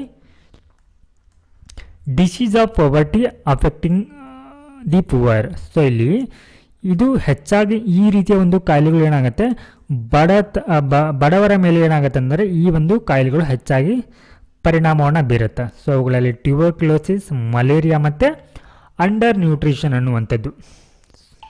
ಹಾಗೆ ಸೆಕೆಂಡ್ ಏನಂತಂದರೆ ಎನ್ವಿರಾನ್ಮೆಂಟಲ್ ಇಶ್ಯೂಸ್. ಸೊ ಇಲ್ಲಿ ಎನ್ವಿರಾನ್ಮೆಂಟ್ ಪೊಲ್ಯೂಷನ್ ಅನ್ನುವಂಥದ್ದು ಸೊ ಇಲ್ಲಿ ಮಿಡಲ್ ಕ್ಲಾಸ್ ಹಾಗೆ ಸೊ ಇದು ಮಧ್ಯಮ ವರ್ಗದ ಮೇಲೆ ಏನು ಪರಿಣಾಮವನ್ನು ಬೀರುತ್ತೆ. ಸೊ ಈ ಎನ್ವಿರಾನ್ಮೆಂಟಲ್ ಇಶ್ಯೂನಲ್ಲಿ ನಮಗೆ ಪೊಲ್ಯೂಷನ್ ಆಗಿರ್ಬೋದು, ಹಾಗೆ ಆರೋಗ್ಯದ ಒಂದು ಕಳಪೆ ಮೂಲ ಸೌಕರ್ಯಗಳು, ಹಾಗೆ ಕ್ರೋನಿಕ್ ಇಲ್ನೆಸ್ ಅನ್ನುವಂಥದ್ದು ಸೊ ಈ ಮಧ್ಯಮ ವರ್ಗದ ಮೇಲೆ ಸೊ ಇವು ಪರಿಣಾಮವನ್ನು ಬೀರುತ್ತೆ. ಹಾಗೆ ಕ್ಯೂರೇಟಿವ್ ಕೇರ್ ಅಂತ. ಓಕೆ, ಏನಿದೆ ಕ್ಯೂರೇಟಿವ್ ಕ್ಯೂರ್ ಅಂತಂದರೆ ಅದನ್ನು ರೋಗ ಬರದಂತೆ ಮುನ್ನೆಚ್ಚರಿಕೆಯನ್ನಾಗಿ ತೆಗೆದುಕೊಳ್ಳುವಂಥ ಕ್ರಮಗಳು ಅಥವಾ ಕಾಳಜಿ ಅಥವಾ okay. So a priority in public health policy with a focus on. So ಇಲ್ಲಿ ಮುನ್ನೆಚ್ಚರಿಕೆ ಒಂದು ರೋಗವನ್ನು ಮುಂಜಾಗೃತವಾಗಿ ತಡೆಗಟ್ಟಲಿಕ್ಕೆ ಏನೆಲ್ಲ ಒಂದು ಕ್ರಮಗಳನ್ನ ಅದರ ಮೇಲೆ ನಾವು ಕ್ರಮಗಳನ್ನ ತೆಗೆದುಕೊಳ್ಬೇಕಂತಂದರೆ ಇವುಗಳನ್ನ ಕಡಿಮೆ ಮಾಡುವಂಥ ನಿಟ್ಟಿನಲ್ಲಿ ಫೋಕಸ್ ಆನ್ ಪ್ರೈಮರಿ ಅಂದರೆ ಪ್ರಾಥಮಿಕ ಆರೋಗ್ಯ, ಸೆಕೆಂಡರಿ ದ್ವಿತೀಯಕ ಮತ್ತು ಈ ತೃತೀಯಕ ಕಾಳಜಿ ಒಂದು ಆರೈಕೆಯ ಮೇಲೆ ನಾವು ಹೆಚ್ಚಿನ ಒಂದು ಗಮನವನ್ನು ನೀಡಬೇಕಾಗತ್ತೆ. ಸೊ ಇಲ್ಲಿ poor and vulnerable population rely on. So ಇಲ್ಲಿ ಆರೋಗ್ಯ ವಲಯದಲ್ಲಿ 3 ರೀತಿ ಏನು ಬರುತ್ತೆ ಅಂದರೆ ಕೇರ್ ಅಥವಾ ಕಾಳಜಿ ಅನ್ನುವಂಥದ್ದು ಬರುತ್ತೆ. ಮೊದಲನೇದಾಗಿ ಪ್ರೈಮರಿ, ಹಾಗೆ secondary, last one tertiary care ಅಂತ ಹೇಳಿ. ಸೊ ಈ ಪ್ರೈಮರಿ ಕೇರ್ ಮೇಲೆ ಹೆಚ್ಚಾಗಿ ಅಂದರೆ ಪ್ರಾಥಮಿಕ ಆರೋಗ್ಯ ಕೇಂದ್ರಗಳ ಮೇಲೆ ಸೊ ಇಲ್ಲಿ ಹೆಚ್ಚಾಗಿ ಪುವರ್ ಮತ್ತು ಅತ್ಯಂತ ಸಮಾಜದ ದುರ್ಬಲ ವರ್ಗಗಳು ಏನು ಮಾಡುತ್ತೆ ಅಂತಂದರೆ ಅದರ ಮೇಲೆ ಅವಲಂಬನೆಯನ್ನು ಆಗುತ್ತೆ. ಯಾಕಂತಂದರೆ ಅಲ್ಲಿ ತುಂಬ ಕಡಿಮೆ ಒಂದು ವೆಚ್ಚದಲ್ಲಿ ಆರೋಗ್ಯ ಸೇವೆಗಳನ್ನ ನೀಡಲಾಗತ್ತೆ. ಹಾಗೆ ಆ ಒಂದು ಆರೋಗ್ಯ ವಲಯ ಅಥವಾ ಪ್ರೈಮರಿ ಹೆಲ್ತ್ ಸೆಕ್ಟರ್ ಅನ್ನುವಂಥದ್ದು ಅವರಿಗೆ ತುಂಬ ಸಮೀಪವಿರುತ್ತೆ. ಸೊ ಈ ಕಾರಣದಿಂದಾಗಿ ಬಡ ಜನಸಂಖ್ಯೆ ಅನ್ನುವಂಥದ್ದು ಸೊ ಇವುಗಳ ಮೇಲೆ ಅವಲಂಬನೆಯನ್ನು ಆಗಿರುತ್ತೆ. ಹಾಗೆ ಇನ್ನು ದ್ವಿತೀಯಕ ಒಂದು ಆರೋಗ್ಯ ಕಾಳಜಿಯನ್ನು ನೋಡಿದ್ರೆ ಸೊ ಇದನ್ನು ಐತಿಹಾಸಿಕವಾಗಿ ಏನು ಮಾಡಲಾಗಿದೆ, ನೆಗ್ಲೆಕ್ಟ್ ಮಾಡ್ತಾ ಬಂದಿದೆ. ಯಾಕಂದರೆ ಅಲ್ಲಿ ಕೂಡ ಏನಂತಂದರೆ ಒಂದು ಅಸಮರ್ಪಕ ಮೂಲ ಸೌಕರ್ಯಗಳು ಅನ್ನುವಂಥದ್ದು ಕಂಡು ಬರ್ತಾ ಇದೆ. ಸೊ ಹೀಗಾಗಿ ಈ ಒಂದು ವಲಯವನ್ನು ನೆಗ್ಲೆಕ್ಟ್ ಮಾಡಲಾಗಿದೆ. ಹಾಗೆ ಇನ್ನು ಟರ್ಷರಿ ಕೇರ್. ಸೊ ಈ ಒಂದು ಟರ್ಷರಿ ಕೇರ್ನಲ್ಲಿ ಅಂದರೆ ಬಡ ಜನರು ಏನು ಫೇಸ್ ಮಾಡ್ತಾ ಇದ್ದಾರಲ್ವ ಆರೋಗ್ಯ ರಿಲೇಟೆಡ್ ಆಗಿರುವಂಥ ಸಮಸ್ಯೆಗಳನ್ನ, ಸೊ ಇದನ್ನು ಪರಿಹರಿಸಲಿಕ್ಕೆ ಏನು ಮಾಡಲಾಗತ್ತೆ ಅಂದರೆ ಸೊ ಈ ಒಂದು ಆಯುಷ್ಮಾನ್ ಭಾರತ ಯೋಜನೆ ಅಡಿಯಲ್ಲಿ ಪ್ರಧಾನಮಂತ್ರಿ ಜನ ಆರೋಗ್ಯ ಯೋಜನೆಯನ್ನು ಜಾರಿಗೆ ತರಲಾಗತ್ತೆ. ಸೊ ಅಂದರೆ ಸೊ ಈ ಒಂದು ಯೋಜನೆ ಅಡಿಯಲ್ಲಿ ಸರ್ಜರಿ ಆಗಿರ್ಬೋದು ಅಥವಾ ಒಂದು ಹೆಚ್ಚಿನ ಪ್ರಮಾಣದ ಅಥವಾ ಹೈ ಇಂಟೆನ್ಸಿಟಿ ಕಾಯಿಲೆಗಳನ್ನ ಏನು ಮಾಡಲಾಗತ್ತೆ ಅಂತಂದರೆ ಸೊ ಈ ಒಂದು ಯೋಜನೆ ಅಡಿಯಲ್ಲಿ ಏನು ಮಾಡಲಾಗತ್ತೆ, ಅವುಗಳಿಗೆ ಚಿಕಿತ್ಸೆಯನ್ನು ನೀಡಲಾಗತ್ತೆ. ಸೊ ಇಲ್ಲಿ ಶಿಫ್ಟ್ ಇನ್ ಫೋಕಸ್ ಅಂದರೆ ಆರೋಗ್ಯಕ್ಕೆ ನಾವು ನೀಡ್ತಾ ಇರುವಂಥ ಏನು ದೃಷ್ಟಿಕೋನ ಅಥವಾ ಗಮನ ಅನ್ನುವಂಥದ್ದು ಏನಾಗ್ತಾ ಇದೆ ಇಲ್ಲಿ ಬದಲಾಗ್ತಾ ಇದೆ ಅಂತ. ಸೊ ಇಲ್ಲಿ the national health mission helped revive India's health system by strengthening primary health care. So ಇಲ್ಲಿ ನ್ಯಾಷನಲ್ ಹೆಲ್ತ್ ಮಿಷನ್ ಅನ್ನುವಂಥದ್ದು ಬರುತ್ತೆ. ಸೊ ಇಲ್ಲಿ ನಾವು ಆರೋಗ್ಯ ಸಂಬಂಧಪಟ್ಟಂತೆ ಯಾವುದೇ ಒಂದು ಆನ್ಸರನ್ನು ಬರೆಯುವಂಥ ಸಂದರ್ಭದಲ್ಲಿ ಸರ್ಕಾರ ಏನೆಲ್ಲ ಮೇಜರ್ಸನ್ನು ತೆಗೆದುಕೊಂಡಿದೆ ಅಂತ ಬರೆಯುವಂಥ ಸಂದರ್ಭದಲ್ಲಿ ಸೊ ಈ ರೀತಿಯ ಒಂದು ಉಪಕ್ರಮಗಳನ್ನು ನಾವು ಬರೀಬೇಕಾಗತ್ತೆ. ಸೊ ಇಲ್ಲಿ ನ್ಯಾಷನಲ್ ಹೆಲ್ತ್ ಮಿಷನ್ ಅನ್ನುವಂಥದ್ದನ್ನು ಯಾವುದಕ್ಕಾಗಿ ಜಾರಿಗೆ ತರಲಾಗತ್ತೆ ಅಂತ, ಮೊದಲನೇದಾಗಿ ಇದನ್ನು ಪ್ರೈಮರಿ ಹೆಲ್ತ್ ಕೇರನ್ನು ಬಲಪಡಿಸಲಿಕ್ಕೆ. ಸೊ ಇಲ್ಲಿ ಪ್ರೈಮರಿ ಹೆಲ್ತನ್ನು ಬಲಪಡಿಸಲಿಕ್ಕೆ ಅಂತಂದರೆ ಇದು ಮೇಜರಾಗಿ ಫೋಕಸ್ ಮಾಡುವಂಥದ್ದು ಪುವರ್ ಪೀಪಲನ್ನು. ಯಾಕಂದರೆ ಪುವರ್ ಪೀಪಲ್ ಇದರ ಮೇಲೇ ಜಾಸ್ತಿ ರಿಲೈ ಆಗಿರ್ತಾರೆ. However the focus shifted to publicly funded health insurance schemes like PMJAY ಅಂತಂದರೆ ಪ್ರಧಾನಮಂತ್ರಿ ಜನ ಆರೋಗ್ಯ ಯೋಜನಾ ಅಂತ ಹೇಳಿ. ಸೊ ಈ ಒಂದು ಯೋಜನೆ ಅಡಿಯಲ್ಲಿ ಏನು ಮಾಡಲಾಗತ್ತೆ ಅಂತಂದರೆ ಸೊ ಇಲ್ಲಿ ಇನ್ಶೂರೆನ್ಸನ್ನು ನೀಡಲಾಗತ್ತೆ. ಸೊ ಅಂದರೆ ಯಾರು ಅಂದರೆ ಈ ಟರ್ಷರಿ ರಿಲೇಟೆಡ್ ಏನಾದರೂ ಆರೋಗ್ಯ ಸಮಸ್ಯೆ ಬಂದಂಥ ಸಂದರ್ಭದಲ್ಲಿ ಸೊ ಆ ವ್ಯಕ್ತಿಗಳು ಏನು ಮಾಡಬೇಕಾಗತ್ತೆ ಅಂದರೆ ಪ್ರೈವೇಟ್ ಆರ್ ಪಬ್ಲಿಕ್ ಹೆಲ್ತ್ ಸೆಕ್ಟರ್ನಲ್ಲಿ ಏನು ಮಾಡ್ಬೋದು ಅಂತಂದರೆ ಅದಕ್ಕೆ ಚಿಕಿತ್ಸೆಯನ್ನು ಪಡೆದುಕೊಳ್ಬೋದು. ಆ ಚಿಕಿತ್ಸೆಯನ್ನು ಪಡೆಯುವಂಥ ಸಂದರ್ಭದಲ್ಲಿ ಆ ಚಿಕಿತ್ಸೆಗೆ ತಗುಲುವಂಥ ವೆಚ್ಚವನ್ನು ಏನು ಮಾಡಿದ್ರೆ ಸರ್ಕಾರವೇ ಭರಿಸುತ್ತೆ. ಸೊ ಹೀಗಾಗಿ ಇದು ಹೆಚ್ಚಾಗಿ ಯಾರಿಗೆ ಬೆನಿಫಿಟ್ ಆಗ್ತಾ ಇದೆ ಅಂತಂದರೆ ಇದು ಪ್ರೈವೇಟ್ ಹೆಲ್ತ್ ಸೆಕ್ಟರ್ಗೆ ಬೆನಿಫಿಟ್ ಆಗ್ತಾ ಇದೆ. ಯಾಕಂದರೆ ಪ್ರೈವೇಟ್ ಹೆಲ್ತ್ ಸೆಕ್ಟರ್ ಅನ್ನೋಂಥದ್ದು ಇದಕ್ಕೂ ಕೂಡ ಏನಾಗುತ್ತೆ, ಇಲ್ಲಿ ಚಿಕಿತ್ಸೆಗೆ ಅನುದಾನ ಸಿಗುತ್ತೆ. ಸೊ ಹೀಗಾಗಿ ಇದು ಲಾಭಕ್ಕಾಗಿ ಅದನ್ನು ಬಳಸ್ಕೊಳ್ಳುತ್ತೆ. So private health sector as a beneficiary. So ಈ ಒಂದು ಯೋಜನೆ ಅಡಿಯಲ್ಲಿ ಪ್ರಧಾನಮಂತ್ರಿ ಜನ ಆರೋಗ್ಯ ಯೋಜನೆ ಅಡಿಯಲ್ಲಿ ಯಾರು ಏನಂತಂದರೆ ಇಲ್ಲಿ ಖಾಸಗಿ ಒಂದು ಆಸ್ಪತ್ರೆಗಳಲ್ಲಿ ಚಿಕಿತ್ಸೆ ಪಡೆಯುವವರೆಗೂ ಕೂಡ ಏನು ಮಾಡಲಾಗುತ್ತೆ, ಸೊ ಈ ಒಂದು ಯೋಜನೆ ಅಡಿಯಲ್ಲಿ ಅವರಿಗೆ ಹಣಕಾಸಿನ ನೆರವನ್ನು ನೀಡಲಾಗುತ್ತೆ. ಸೊ ಹೀಗಾಗಿ ಇದರ ಒಂದು ಲಾಭವನ್ನು ಅಥವಾ ಇದರ ಒಂದು ಫಲಾನುಭವಿಯಾಗಿ ಸೊ ಇಲ್ಲಿ ಪ್ರೈವೇಟ್ ಹೆಲ್ತ್ ಸೆಕ್ಟರ್ಗಳು ಕಂಡು ಬರ್ತಾ ಇದೆ. ನಾವು let us move on to the next topic. Ukraine keen on India joining the Swiss peace process says NY. So ಇಲ್ಲಿ ಎನ್ವೈ ಅಂತಂದರೆ ಅಂಬಾಸಿಡರ್ ಅಂತ ಕರಿತೀವಿ ಅಥವಾ ರಾಯಭಾರಿ ಅಂತ ಕರಿತೀವಿ. ಸೊ ಇವರು ಉಕ್ರೇನ್ನ ರಾಯಭಾರಿ ಏನು ಹೇಳಿದ್ದಾರೆ ಅಂತಂದರೆ ಸೊ ಇಲ್ಲಿ ರಷ್ಯಾ ಮತ್ತು ಉಕ್ರೇನ್ ನಡುವೆ ಏನು ವಾರ್ ನಡೀತಾ ಇದೆ ಅಲ್ವಾ, ಸೊ ಈ ವಾರನ್ನು ಉಪಶಮನಗೊಳಿಸಲಿಕ್ಕೆ ಅಥವಾ ಈ ಎರಡೂ ದೇಶಗಳ ನಡುವೆ ಶಾಂತಿಯನ್ನು ನೆಲೆಸಲಿಕ್ಕೆ ಭಾರತ ಅನ್ನುವಂಥದ್ದು ಈ ಸ್ವಿಸ್ ಪೀಸ್ ಪ್ರೊಸೆಸ್ ಅಂತ ಬರುತ್ತೆ, ಸ್ವಿಸ್ ಶಾಂತಿ ಪ್ರಕ್ರಿಯೆ ಅಂತ ಹೇಳಿ. ಸೊ ಇದರಲ್ಲಿ ಭಾರತ ಏನು ಮಾಡಲಿದೆ, ಇದಕ್ಕೆ ಭಾರತ ಇಲ್ಲಿ ಮಧ್ಯಸ್ಥಿಕೆಯನ್ನು ವಹಿಸ್ಕೊಳ್ಬೇಕಂತ ಹೇಳಿ ಸೊ ಈ ಒಂದು ಅಂಬಾಸಿಡರ್ ಅವರು ಹೇಳ್ತಾ ಇದ್ದಾರೆ. ಹಾಗಿದ್ರೆ ಈ ರಷ್ಯಾ ಮತ್ತು ಉಕ್ರೇನ್ ಪೀಸ್ ಪ್ರೊಸೆಸ್ನಲ್ಲಿ ಭಾರತದ ರೋಲ್ ಏನಾಗಿದೆ ಅಂತ ನೋಡೋಣ. Yes, the union government is exploring India's potential role in ending the Russia Ukraine war. Yes, so ಇಲ್ಲಿ ಯೂನಿಯನ್ ಗೌರ್ಮೆಂಟ್ ಕೂಡ ಹೇಳಿದ ಏನಂತಂದರೆ ಸೊ ಈ ಒಂದು ರಷ್ಯಾ ಮತ್ತು ಉಕ್ರೇನ್ ವಾರನ್ನು ಸೊ ನಿಲ್ಲಿಸುವಲ್ಲಿ ಅದು ಪ್ರಮುಖ ಒಂದು ಪಾತ್ರವನ್ನು ವಹಿಸಲಿದೆ ಅಂತ ಹೇಳಿ. ಹಾಗೆ ಇದು with Kyiv encouraging New Delhi to sign the peace summit document. So ಇಲ್ಲಿ ಕೀವ್ ಅಂತಂದ್ರೆ ಇದು ಉಕ್ರೇನ್ ರಾಜಧಾನಿ ಆಗಿದೆ. ಸೊ ಇಲ್ಲಿ ಅಂದ್ರೆ ನೇರವಾಗಿ ಉಕ್ರೇನ್ ಏನ್ ಮಾಡ್ತಾ ಇದೆ ಅಂತಂದ್ರೆ ಭಾರತಕ್ಕೆ ಸಪೋರ್ಟ್ ಅನ್ನ ಮಾಡ್ತಾ ಇದೆ ಅಥವಾ ಪ್ರೋತ್ಸಾಹವನ್ನ ನೀಡ್ತಾ ಇದೆ ಯಾವುದಕ್ಕೆ ಸಂಬಂಧಪಟ್ಟಂತೆ. ಸೊ ಈ ರಷ್ಯಾ ಮತ್ತೆ ಉಕ್ರೇನ್ ನಡುವಿನ ವಾರನ್ನು ನಿಲ್ಲಿಸಲಿಕ್ಕೆ, ಸೊ ಇಲ್ಲಿ ಒಂದು ಶಾಂತಿ ಒಪ್ಪಂದಕ್ಕೆ. ಸೊ ಅದಕ್ಕೆ ನಾವು ಇಲ್ಲಿ ಸ್ವಿಸ್ ಪೀಸ್ ಸಮಿಟ್ ಅಂತ ಕರಿತೀವಿ. ಸೊ ಇದಕ್ಕೆ ಸೈನ್ನ ಹಾಕಲಿಕ್ಕೆ ಭಾರತವನ್ನು ಇದೇನು ಮಾಡ್ತಾ ಇದೆ, ಎನ್ಕರೇಜನ್ನು ಮಾಡ್ತಾ ಇದೆ. India disassociation from previous summit. So ಈ ಹಿಂದೆನೂ ಕೂಡ ಏನಂತಂದರೆ ಸೊ ಎರಡೂ ದೇಶಗಳೊಟ್ಟಿಗೆ ಇಲ್ಲಿ ಸಂಧಾನವನ್ನು ಅಥವಾ ಶಾಂತಿಗೆ ಸಂಬಂಧಪಟ್ಟಂತೆ ಒಂದು ಮೀಟಿಂಗನ್ನು ಮಾಡಲಾಗಿತ್ತು. ಬಟ್ ಅದರಲ್ಲಿ ರಷ್ಯಾ ಮತ್ತು ಈ ಉಕ್ರೇನ್ ಎರಡೂ ದೇಶಗಳು ಏನಂತಂದರೆ ಪಾರ್ಟಿಸಿಪೇಟ್ ಮಾಡದೇ ಇರುವ ಕಾರಣಕ್ಕಾಗಿ ಆ ಒಂದು ಸಮಿತನ್ನು ಏನು ಮಾಡಲಾಗಿತ್ತು, ಇಲ್ಲಿ ಆ ಸಮಿತಿನಿಂದ ಸೊ ಭಾರತ ಅನ್ನುವಂಥದ್ದು ಡಿಸ್ಎಂಗೇಜ್ ಆಗಿತ್ತು. Yes, so Ukraine's ambition for India. ಹಾಗಿದ್ರೆ ಸೊ ಇಲ್ಲಿ ಶಾಂತಿಯ ಒಂದು ಪ್ರಕ್ರಿಯೆಗೆ ಸಂಬಂಧಪಟ್ಟಂತೆ ಭಾರತದ ಮೇಲೆ ಉಕ್ರೇನ್ ಯಾವ ರೀತಿಯ ಒಂದು ಆಸೆಯನ್ನು ಇಟ್ಕೊಂಡಿದೆ ಅಂತಂದರೆ so emphasised that Ukraine sees a larger role for India beyond merely acting as a mediator or messenger. Yes, so ಇಲ್ಲಿ ಯಾಕಂತಂದರೆ ಭಾರತ ಮತ್ತು ಈ ರಷ್ಯಾದ ನಡುವೆ ಕೂಡ ರಿಲೇಷನ್ ಅನ್ನೋಂಥದ್ದು ತುಂಬ ಚೆನ್ನಾಗಿದೆ. ಹಾಗೆ ಭಾರತ ಮತ್ತು ಉಕ್ರೇನ್ ನಡುವೆನೂ ಕೂಡ ರಿಲೇಷನ್ ಚೆನ್ನಾಗಿರೋದ್ರಿಂದ ಸೊ ಇಲ್ಲಿ ಭಾರತ ಎರಡೂ ದೇಶಗಳೊಟ್ಟಿಗೆ ಏನಂತಂದರೆ ಇಲ್ಲಿ ಮಧ್ಯಸ್ಥಗಾರನಾಗಿ ಅಥವಾ ಸಂದೇಶಕಾರನಾಗಿ ಏನು ಮಾಡ್ಬೋದು ಅಂತಂದರೆ ಇಲ್ಲಿ ಶಾಂತಿಯನ್ನು ನೆಲೆಸಲಿಕ್ಕೆ ಸೊ ಇದು ಭಾರತ ಅನ್ನುವಂಥದ್ದು ಪ್ರಮುಖ ಪಾತ್ರವನ್ನು ವಹಿಸಲಿದೆ ಅಂತ ಹೇಳಿ ಈ ಉಕ್ರೇನ್ ಅನ್ನುವಂಥದ್ದು ಭಾರತದ ಮೇಲೆ ಭರವಸೆನ ಇಟ್ಕೊಂಡಿದೆ. ಅದೇ ರೀತಿ ಈ ಉಕ್ರೇನ್ನ ಪ್ರೆಸಿಡೆಂಟ್ ಯಾರಿದ್ದಾರೆ ಇವಾಗ ಜೆಲೆನ್ಸ್ಕಿ ಅವರು ಕೂಡ ಸೊ ಇದೇ ಮಾತನ್ನು ಹೇಳ್ತಾ ಇದ್ದಾರೆ. ಸೊ ಇಲ್ಲಿ ಭಾರತದ ಪಾರ್ಟಿಸಿಪೇಷನ್ ಅನ್ನುವಂಥದ್ದು ಈ ಶಾಂತಿಯ ಪ್ರಕ್ರಿಯೆಯಲ್ಲಿ ತುಂಬಾ ಮಹತ್ವ ಪಡೆದುಕೊಳ್ಳುತ್ತೆ ಅಂತ ಹೇಳಿ. ಹಾಗೆ ಇಂಡಿಯಾದ ಇನ್ಫ್ಲೂಯೆನ್ಸ್. ಎಸ್, ಸೊ ಇಲ್ಲಿ ಭಾರತದ ಯಾವ ರೀತಿ ಪ್ರಭಾವ ಇದೆ ಅಂತಂದರೆ ಮೇಲೆ ಹೇಳಿದ ಹಾಗೆ ನಿಮಗೆ ಭಾರತ ಮತ್ತು ರಷ್ಯಾ ನಡುವೆ ಹಾಗೆ ಭಾರತ ಮತ್ತು ಉಕ್ರೇನ್ ನಡುವೆ ಒಂದು ಉತ್ತಮವಾದ ಸಂಬಂಧವಿರೋದರಿಂದ ಸೊ ಈ ಒಂದು ಪ್ರಭಾವವನ್ನು ಬಳಸಿಕೊಂಡು ಏನು ಮಾಡ್ಬೋದು, ಸೊ ಇಲ್ಲಿ ಶಾಂತಿ ಪ್ರಕ್ರಿಯೆಗೆ ಭಾರತ ಮುಂದಾಗ್ಬೋದು.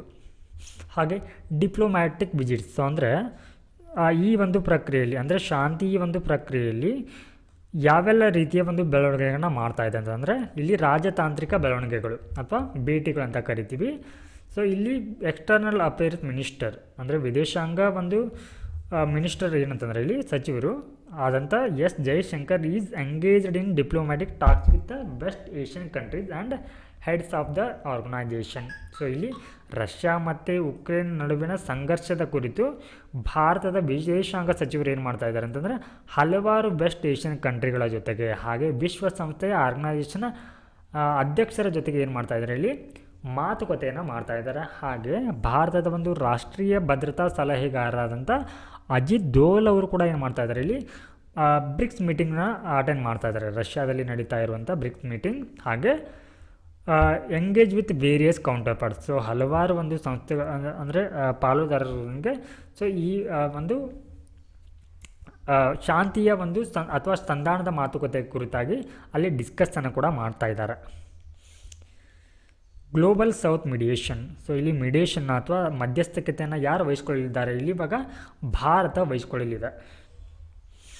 ಹಾಗೆ ಈ ರೀತಿಯ ಒಂದು ಬೆಳವಣಿಗೆಯನ್ನು ರಷ್ಯಾದ ಅಧ್ಯಕ್ಷ ಅಂದರೆ ಪ್ರೆಸಿಡೆಂಟ್ ಯಾರಂತಂದರೆ ಇಲ್ಲಿ ಪುಟಿನ್ ಅವರು ಕೂಡ ಇದನ್ನು ಸ್ವಾಗತವನ್ನು ಮಾಡಿದ್ದಾರೆ. ಸೊ ನಾವು let us move to the next topic on uncommon cyclones in the Arabian sea. ಅಂದರೆ ಈ ಅರೇಬಿಯನ್ ಸೀನಲ್ಲಿ ಆಗಾಗ ಏನಾಗುತ್ತೆ ಅಂದರೆ ಅಪರೂಪಕ್ಕೊಮ್ಮೆ ಏನಾಗುತ್ತೆ ಅಂದರೆ ಸೈಕ್ಲೋನ್ಗಳು ಉಂಟಾಗತ್ತೆ. ಸೊ ಈ ಒಂದು ಟಾಪಿಕ್ ಕುರಿತಾಗಿ ಸೊ ಇಲ್ಲಿ ಇನ್ನಷ್ಟು ಡೀಟೇಲ್ ಆಗಿ ನೋಡೋಣ. Yes, north Indian ocean and monsoon. The north Indian ocean ಅಂತಂದರೆ ಯಾವೆಲ್ಲ ಬರುತ್ತೆ ಅಂದರೆ ಈ ನಾರ್ತ್ ಭಾಗದಲ್ಲಿ ಅರೇಬಿಯನ್ ಸಿ ಮತ್ತು ಈ ಬಂಗಾಳ ಕೊಲ್ಲಿ ಸಮುದ್ರಗಳು ಬರುತ್ತೆ. ಎಸ್, ಸೊ ಇವುಗಳು ಏನು ಮಾಡುತ್ತೆ ಅಂದರೆ provide significant moisture for the summer monsoon. So ಇಲ್ಲಿ ಸಮ್ಮರ್ ಮಾನ್ಸೂನ್ಗೆ ಏನು ಮಾಡುತ್ತೆ ಅಂದರೆ ಒಂದಿಷ್ಟು ತೇವಾಂಶವನ್ನು ಒದಗಿಸುತ್ತೆ. ಸೊ ಈ ತೇವಾಂಶ ಅನ್ನುವಂಥದ್ದು ಆಗಬೇಕಂತಂದರೆ ಅಥವಾ ಈ ಸಮ್ಮರ್ ಮಾನ್ಸೂನ್ಗೆ ಈ ತೇವಾಂಶ ರೂಪುಗೊಳ್ಬೇಕಂತಂದರೆ ಅದಕ್ಕೆ ಏನು ಫ್ಯಾಕ್ಟರ್ ಆಗುತ್ತೆ ಇಲ್ಲಿ ರಿಕ್ವೈರಿಂಗ್ ಏನು ಬೇಕಿಲ್ಲಿ ವಾರ್ಮ್ ಸಿ ಟೆಂಪ್ರೇಚರ್. ಸಮುದ್ರ ಏನಾಗುತ್ತೆ ಇಲ್ಲಿ ಸಮುದ್ರದ ಒಂದು ನೀರಿನ ತಾಪಮಾನ ಅನ್ನುವಂಥದ್ದು ಸೊ ಇಲ್ಲಿ ಬೇಕಾಗತ್ತೆ ಫಾರ್ ಇವ್ಯಾಪರೇಷನ್. ಸೊ ಇಲ್ಲಿ ಆವಿ ಆಗಲಿಕ್ಕೆ ಸಮುದ್ರದ ಟೆಂಪ್ರೇಚರ್ ಏನಂತಂದರೆ ರೈಸ್ ಆದಾಗ ಮಾತ್ರ ಏನಾಗುತ್ತೆ ಅಂತಂದರೆ ಇಲ್ಲಿ ಇಂಡಿಯನ್ ಮಾನ್ಸೂನ್ಗೆ ಅಥವಾ ಸಮ್ಮರ್ ಮಾನ್ಸೂನ್ಗೆ ಸೊ ಇಲ್ಲಿ ತೇವಾಂಶ ಅನ್ನುವಂಥದ್ದು ಪೂರೈಕೆ ಆಗುತ್ತೆ. ಡಿಸ್ಪೈಟ್ ಬೀಯಿಂಗ್ ವಾರ್ಮ್, ಸೊ ಈ ರೀತಿ ಸಮುದ್ರದ ನೀರಿನ ಒಂದು ತಾಪಮಾನ ಏರಿಕೆ ಆಗ್ತಾ ಇದ್ದರೂ ಕೂಡ the north Indian ocean is the least active in terms of cyclone formation compare to the other global ocean. So ಇಲ್ಲಿ ಸೈಕ್ಲೋನ್ ಫಾರ್ಮ್ ಆಗಲಿಕ್ಕೆ ಸೊ ಓಷನ್ ಏನಂತಂದರೆ ಸಿ ಟೆಂಪ್ರೇಚರ್ ಕೂಡ ಕಾರಣವಾಗತ್ತೆ. ಬಟ್ ಇಲ್ಲಿ ಈ ಸಿ ಟೆಂಪ್ರೇಚರ್ ರೈಸ್ ಆಗ್ತಾ ಇದ್ರೂ ಕೂಡ ಏನಾಗ್ತಾ ಇದೆ ಅಂತಂದರೆ ಇಲ್ಲಿ ಜಾಗತಿಕ ಒಂದು ಓಷನ್ಗಳಲ್ಲಿ ಗ್ಲೋಬಲ್ ಓಷನ್ಗಳಲ್ಲಿ ಆಗ್ತಾ ಇರುವಂಥ ಸೈಕ್ಲೋನ್ ಆ್ಯಕ್ಟಿವಿಟಿ ಅನ್ನುವಂಥದ್ದು ಈ ನಾರ್ತ್ ಇಂಡಿಯನ್ ಓಷನ್ಗೆ ಹೋಲಿಸಿದರೆ ಇಲ್ಲಿ ಏನಿದೆ ಅಂದರೆ ಇವುಗಳಲ್ಲಿ ತುಂಬ ಕಡಿಮೆ. ಅಂದರೆ ಈ ಒಂದು ಅರೇಬಿಯನ್ ಸಿ ಮತ್ತು ಬೇ ಆಫ್ ಬೆಂಗಾಲ್ನಲ್ಲಿ ಆಗುವಂಥ ಸೈಕ್ಲೋನ್ಗಳು ತುಂಬಾ ಕಡಿಮೆ ಅಂತ. ಹಾಗಿದ್ರೆ ಈ ಸೈಕ್ಲೋನ್ಗಳು ಫಾರ್ಮ್ ಆಗಲಿಕ್ಕೆ ಏನೆಲ್ಲ ಅಂಶಗಳು ಕಾರಣವಾಗತ್ತೆ ಅಂತ ನೋಡೋಣ. ಸೊ ಈ ಎರಡು ಅಂದರೆ ಈ ಇಂಡಿಯನ್ ಓಷನ್ ಅಂದರೆ ಅರೇಬಿಯನ್ ಸಿ ಮತ್ತು ಬೇ ಆಫ್ ಬೆಂಗಾಲ್ ಏನಿದೆ ಅಲ್ವಾ, ಸೊ ಈ ಓಷನ್ ಅನ್ನುವಂಥದ್ದು ಸೊ ಇದು ಎರಡು ಓಷನ್ ಒಳಗೆ ಕನೆಕ್ಟನ್ನು ಮಾಡುತ್ತೆ. ಮೊದಲನೇದಾಗಿ ಪೆಸಿಫಿಕ್ ಮತ್ತು ಸೌದರ್ನ್ ಓಷನ್ನ ಕನೆಕ್ಟನ್ನು ಮಾಡುತ್ತೆ. ಸೊ ಈ ಎರಡೂ ಏನಂತಂದರೆ ಓಷನ್ಗಳು ಸೊ ಇಲ್ಲಿ ವಾರ್ಮ್, ಸೊ ಇಲ್ಲಿ ಪೆಸಿಫಿಕ್ ಓಷನ್ ಅನ್ನುವಂಥದ್ದು ವಾರ್ಮ್ ವಾಟರನ್ನ ಫ್ಲೋ ಮಾಡಿದರೆ, ಹಾಗೆ ಸೌತ್ ಓಷನ್ ಅನ್ನುವಂಥದ್ದು ಕೋಲ್ಡ್ ವಾಟರ್ನ ಸೊ ಈ ಒಂದು ಪ್ರದೇಶಕ್ಕೆ ಹೊತ್ತು ತರತ್ತೆ. ಸೊ ಇಲ್ಲಿ ಈ ಸೈಕ್ಲೋನ್ಗಳು ಫಾರ್ಮ್ ಆಗಲಿಕ್ಕೆ ಏನೆಲ್ಲ ಅಂಶಗಳು ಕಾರಣವಾಗುತ್ತೆ ಅಂತ ನೋಡೋಣ. ಸೊ ಇದು ಪ್ರಿಲಿಮ್ಸ್ ಪರ್ಸ್ಪೆಕ್ಟಿವ್ನಲ್ಲಿ ಇಂಪಾರ್ಟೆಂಟ್ ಆಗುತ್ತೆ. ಸೊ ಮೊದಲನೇದಾಗಿ ವಿಂಡ್ ಪ್ಯಾಟರ್ನ್ ಅಂದರೆ ಗಾಳಿಯ ಒಂದು ಪ್ಯಾಟರ್ನ್ ಅನ್ನುವಂಥದ್ದು, ಹಾಗೆ second factor C surface temperature ಸಮುದ್ರದ ಒಂದು ಮೇಲ್ಮೈ ತಾಪಮಾನ ಅನ್ನುವಂಥದ್ದು, ಹಾಗೆ ಮೂರನೇದಾಗಿ ಮಾನ್ಸೂನಲ್ ಸರ್ಕ್ಯುಲೇಷನ್ ಅಂದರೆ ಈ ಸರ್ಕ್ಯುಲೇಷನ್ನ ಗಾಳಿಯ ವೇಗ ಓಕೆ ಅಥವಾ ಗಾಳಿಯ ಒಂದು ಆವರ್ತನ ಅನ್ನುವಂಥದ್ದು ಕೂಡ ಇಲ್ಲಿ ಕಾರಣವಾಗತ್ತೆ. ಸೊ ಇಲ್ಲಿ ಮೊದಲನೇದಾಗಿ ಇಂಪ್ಯಾಕ್ಟ್ ಆಫ್ ಕ್ಲೈಮೇಟ್ ಚೇಂಜ್ ಹವಾಮಾನ ಬದಲಾವಣೆ ಅನ್ನುವಂಥದ್ದು ಈ ಸೈಕ್ಲೋನ್ಗಳ ಮೇಲೆ ಯಾವ ರೀತಿ ಪರಿಣಾಮವನ್ನು ಬೀರುತ್ತೆ ಅಂತ ನೋಡೋಣ. Climate change is causing the Indian ocean to warm rapidly due to the increase heat from the Pacific and Southern ocean. So ಇಲ್ಲಿ ಹವಾಮಾನ ಬದಲಾವಣೆಗೆ ಯಾವುದಕ್ಕೆ ಕಾರಣ ಆಗುತ್ತೆ ಅಂದರೆ ಈ causing the Indian ocean to warm rapidly. ಹವಾಮಾನ ಬದಲಾವಣೆ ಅನ್ನುವಂಥದ್ದು ಈ ಇಂಡಿಯನ್ ಓಷನ್ ಓಕೆ ಸೊ ಇದು ರ್ಯಾಪಿಡ್ ಆಗಿ ಹೀಟ್ ಆಗಲಿಕ್ಕೆ ಅಥವಾ ವಾರ್ಮ್ ಆಗಲಿಕ್ಕೆ ಕಾರಣವಾಗತ್ತೆ. ಯಾಕಂತಂದ್ರೆ due to increased heat from, so ಯಾವುದರಿಂದ ಇಲ್ಲಿ ಹೀಟ್ ಅನ್ನುವಂಥದ್ದು ಇನ್ಕ್ರೀಸ್ ಆಗ್ತಾ ಇದೆ, ಇಲ್ಲಿ ಪೆಸಿಫಿಕ್ ಆ್ಯಂಡ್ ಸೌದರ್ನ್ ಓಷನಿಂದ ಏನಾಗ್ತಾ ಇದೆ ಇಲ್ಲಿ ಹೀಟ್ ಇನ್ಕ್ರೀಸ್ ಆಗ್ತಾ ಇರೋದರಿಂದ ಇಂಡಿಯನ್ ಓಷನ್ನಲ್ಲಿ ಅಂದರೆ ಸೌತ್ ಇಂಡಿಯನ್ ಓಷನ್ ಅಂದರೆ ಯಾವೆಲ್ಲ ಬರುತ್ತೆ ಇಲ್ಲಿ ಅರೇಬಿಯನ್ ಸಿ ಮತ್ತು ಬೇ ಆಫ್ ಬೆಂಗಾಲ್ನ ಟೆಂಪ್ರೇಚರ್ ಅನ್ನುವಂಥದ್ದು ಜಾಸ್ತಿ ಆಗ್ತಾ ಇದೆ. ಸೊ ಹಾಗೆ cyclone seasons in Indian ocean ಅಂದರೆ ಯಾವ ಒಂದು ಅವಧಿಯಲ್ಲಿ ಭಾರತದಲ್ಲಿ ಸೈಕ್ಲೋನ್ಗಳು ರೂಪುಗೊಳ್ಳುತ್ತೆ ಅಂತ ನೋಡೋಣ. ಸೊ ಡ್ಯೂರಿಂಗ್ ಪ್ರೀ ಮಾನ್ಸೂನ್ ಅಂದರೆ ಮಾನ್ಸೂನ್ ಮುಂಚಿತವಾಗಿ ಕೂಡ ಏನಾಗುತ್ತೆ ಅಂದರೆ ಸೈಕ್ಲೋನ್ಗಳು ಫಾರ್ಮ್ ಆಗುತ್ತೆ. ಹಾಗೆ ಪೋಸ್ಟ್ ಮಾನ್ಸೂನ್ ಸೀಸನಲ್ ಅಂದರೆ ಮಾನ್ಸೂನ್ ಆದ ನಂತರ ಕೂಡ ಏನಾಗುತ್ತೆ ಅಂತಂದರೆ ಸೊ ಸೈಕ್ಲೋನ್ಗಳು ರೂಪುಗೊಳ್ಳುತ್ತೆ.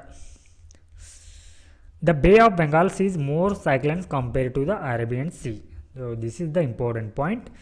ಸೊ ಇಲ್ಲಿ ಹೆಚ್ಚಾಗಿ ಸೈಕ್ಲೋನ್ಗಳು ಯಾವ ಒಂದು ಪ್ರದೇಶದಲ್ಲಿ ರೂಪುಗೊಳ್ಳುತ್ತೆ ಅಂತಂದರೆ ಬೇ ಆಫ್ ಬೆಂಗಾಲ್ನಲ್ಲಿ ರೂಪುಗೊಳ್ಳುತ್ತೆ. ಸೊ ಈ ಅಂದರೆ ಈ ಅರೇಬಿಯನ್ಗೆ ಸಿಗೆ ಕಂಪೇರ್ ಮಾಡಿದರೆ ಸೊ ಬೇ ಆಫ್ ಬೆಂಗಾಲ್ನಲ್ಲಿ ಜಾಸ್ತಿ ಸೈಕ್ಲೋನ್ಗಳು ರೂಪುಗೊಳ್ಳುತ್ತೆ. ಸೊ ಇತ್ತೀಚೆಗೆ ಏನಂತಂದರೆ 2023 ಆಗಸ್ಟ್ನಲ್ಲಿ ಸೈಕ್ಲೋನ್ ಆಸ್ನ ಫಾರ್ಮ್ ಆಗಿತ್ತು. ಎಲ್ಲಿ ಅಂತಂದರೆ ಯಾವ ಒಂದು ಪ್ರದೇಶದಲ್ಲಿ? ಅರೇಬಿಯನ್ ಸೀನಲ್ಲಿ. ಸೊ ಈ ರೀತಿಯ ಒಂದು ಸೈಕ್ಲೋನ್ ಅನ್ನುವಂಥದ್ದು 1981ರಲ್ಲಿ ರೂಪುಗೊಂಡಿತ್ತು. ಸೊ ಅದಾದ ನಂತರ ಇದೇ ಮೊದಲ ಬಾರಿಗೆ ಅಂದರೆ 2023ರಲ್ಲಿ ಈ ರೀತಿಯ ಒಂದು ಸೈಕ್ಲೋನ್ ಅನ್ನುವಂಥದ್ದು ರೂಪುಗೊಂಡಿತ್ತು. ಅಂದರೆ ನಮಗೆ ಈ ಒಂದು ಪ್ರದೇಶದಲ್ಲಿ ಸೈಕ್ಲೋನಿಕ್ ಆ್ಯಕ್ಟಿವ್ ಅನ್ನೋಂಥದ್ದು ತುಂಬಾ ಕಡಿಮೆನೇ ಅಂತ ಹೇಳ್ಬೋದು. So the cyclone was fuelled by, ಅಂದರೆ ಸೈಕ್ಲೋನ್ಗೆ ಏನೆಲ್ಲ ಕಾರಣ ಆಗಿದೆ? ಈ ಒಂದು ಪ್ರದೇಶ ಏನು ಸೈಕ್ಲೋನ್ ಆಸ್ನ ಅನ್ನುವಂಥದ್ದು ಫಾರ್ಮ್ ಆಗಿತ್ತಲ್ವಾ? ಸೊ ಈ ಒಂದು ಆಸ್ನ ಅಥವಾ ಈ ಅರೇಬಿಯನ್ ಸೀನಲ್ಲಿ ಈ ಸೈಕ್ಲೋನ್ ರೂಪುಗೊಳ್ಳಲಿಕ್ಕೆ ಏನೆಲ್ಲ ಒಂದು ಅಂಶಗಳು ಕಾರಣವಾಗುತ್ತೆ ಅಂತ ನೋಡೋಣ. ಸೊ ಮೊದಲನೇದಾಗಿ ಇಲ್ಲಿ ವಾರ್ಮ್ ಸೀ ಟೆಂಪ್ರೇಚರ್, ಅಂದರೆ ಬೆಚ್ಚಗಿನ ಒಂದು ಸಮುದ್ರದ ತಾಪಮಾನ, ಮತ್ತು ಸಾಯಿಲ್ ಮಾಯ್ಚರ್, ಮಣ್ಣಿನ ಒಂದು ತೇವಾಂಶ. ಸೊ ಈ ಮಣ್ಣಿನ ತೇವಾಂಶ ಅನ್ನುವಂಥದ್ದು ಯಾವಾಗ ಆಗುತ್ತೆ ಅಂದರೆ, ಸೊ ಈ ಹಿಂದೆ ಏನಾದರೂ ಅಲ್ಲಿ ಮಳೆಗಳಾಗಿದ್ದರೆ, ರೈನ್ಫಾಲ್ ಆಗಿದ್ದರೆ ಹಾಗೆ. ಬಟ್ ಸೊ ಇದರ ಮೇಲೆ ಅಂದರೆ ಸೈಕ್ಲೋನ್ ಅನ್ನುವಂಥದ್ದು ಆಗದೇ ಇರಲಿಕ್ಕೆ ಕಾರಣ ಏನಂತಂದರೆ ಆ ಒಂದು ಪ್ರದೇಶದಲ್ಲಿ eventually dissipated due to the dry desert air. So ಇಲ್ಲಿ ಡ್ರೈ ಡಿಸರ್ಟ್ ಏರ್ನಿಂದಾಗಿ ಸೊ ಈ ಒಂದು ಪ್ರದೇಶದಲ್ಲಿ ಏನಾಗುತ್ತೆ, ಸೈಕ್ಲೋನ್ಗಳು ಫಾರ್ಮ್ ಆಗೋದಿಲ್ಲ. Now let us move on to the next topic. How changes in the level of Arctic sea ice. Arctic sea ಐಸ್ನಲ್ಲಿ ಒಂದು ಮಟ್ಟದಲ್ಲಿ ಅಥವಾ ಲೆವೆಲ್ನಲ್ಲಿ ಬದಲಾವಣೆ ಆಗ್ತಾ ಇರುವುದರಿಂದ ಸೊ ಅದು ಮಾನ್ಸೂನ್ ಪ್ಯಾಟರ್ನ್ ಅಂದರೆ ಭಾರತದ ಮಾನ್ಸೂನ್ನ ಒಂದು ಪ್ಯಾಟರ್ನ್ ಮೇಲೆ ಯಾವ ರೀತಿ ಪರಿಣಾಮವನ್ನು ಬೀರುತ್ತಂತ ಸೊ ಈ ಒಂದು ಟಾಪಿಕಲ್ಲಿ ಡಿಸ್ಕಸ್ಸನ್ನು ಮಾಡಲಿದ್ವಿ. So monsoon and rainfall impact, monsoon ಮತ್ತು ಸೊ ಈ ಮಳೆಯ ಮೇಲೆ ಯಾವ ರೀತಿ ಒಂದು ಪರಿಣಾಮವನ್ನು ಸೊ ಈ ಆರ್ಟಿಕ್ ಸಿ ಐಸ್ ಲೆವೆಲ್ ಅನ್ನುವಂಥದ್ದು ಪರಿಣಾಮ ಬೀರುತ್ತೆ ಅಂತ. So incessant rainfall in the south east India has cause severe floods. So ಇಲ್ಲಿ ಇತ್ತೀಚೆಗೆ ಅಂತಂದರೆ ಈ ಸೌತ್ ಈಸ್ಟ್ ಅಂದರೆ ಈ ಆಂಧ್ರ ಪ್ರದೇಶ ಮತ್ತು ಈ ತೆಲಂಗಾಣದಲ್ಲಿ ಮಳೆ ಆಗಿರೋದ್ರಿಂದ ಇದು ಆ ಒಂದು ಪ್ರದೇಶದಲ್ಲಿ ಫ್ಲಡ್ ಉಂಟಾಗಲಿಕ್ಕೆ ಕಾರಣ ಆಗಿದೆ. ಹಲವಾರು ಅಂತಂದರೆ ಸುಮಾರು 17 ಜನರು ಸೊ ಈ ಒಂದು ಕಾರಣದಿಂದಾಗಿ ಸಾವನ್ನಪ್ಪಿರೋದನ್ನು ಸೊ ಈ ಹಿಂದೆನೂ ಕೂಡ ನೋಡಿದ್ದೀವಿ.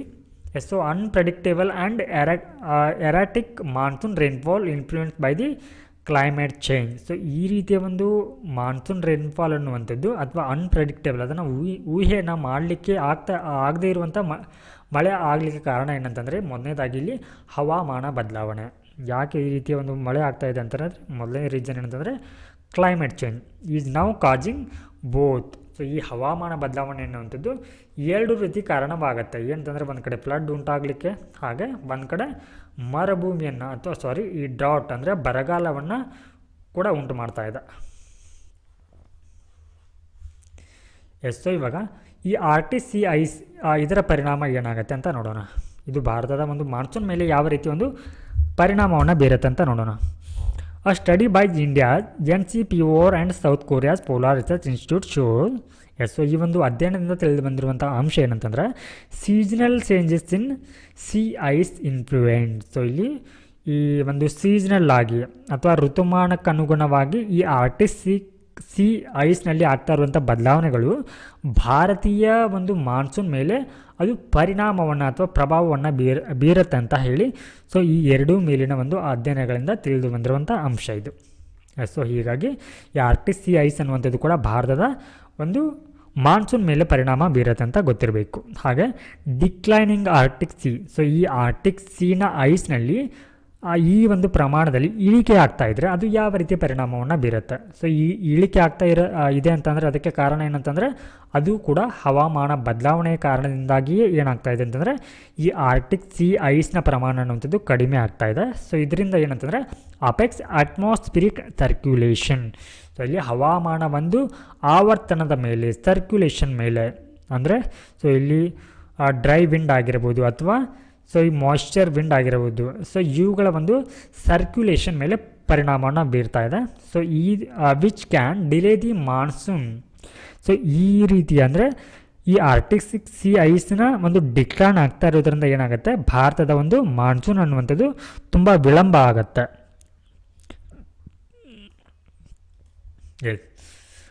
Patterns of rainfall. ಸೊ ಇಲ್ಲಿ ಮಳೆಯ ಒಂದು ಪ್ಯಾಟರ್ನ್ ಮೇಲೆ ಯಾವ ರೀತಿ ಒಂದು ಪರಿಣಾಮವನ್ನು ಬೀರುತ್ತೆ ಅಂತ ನೋಡೋಣ.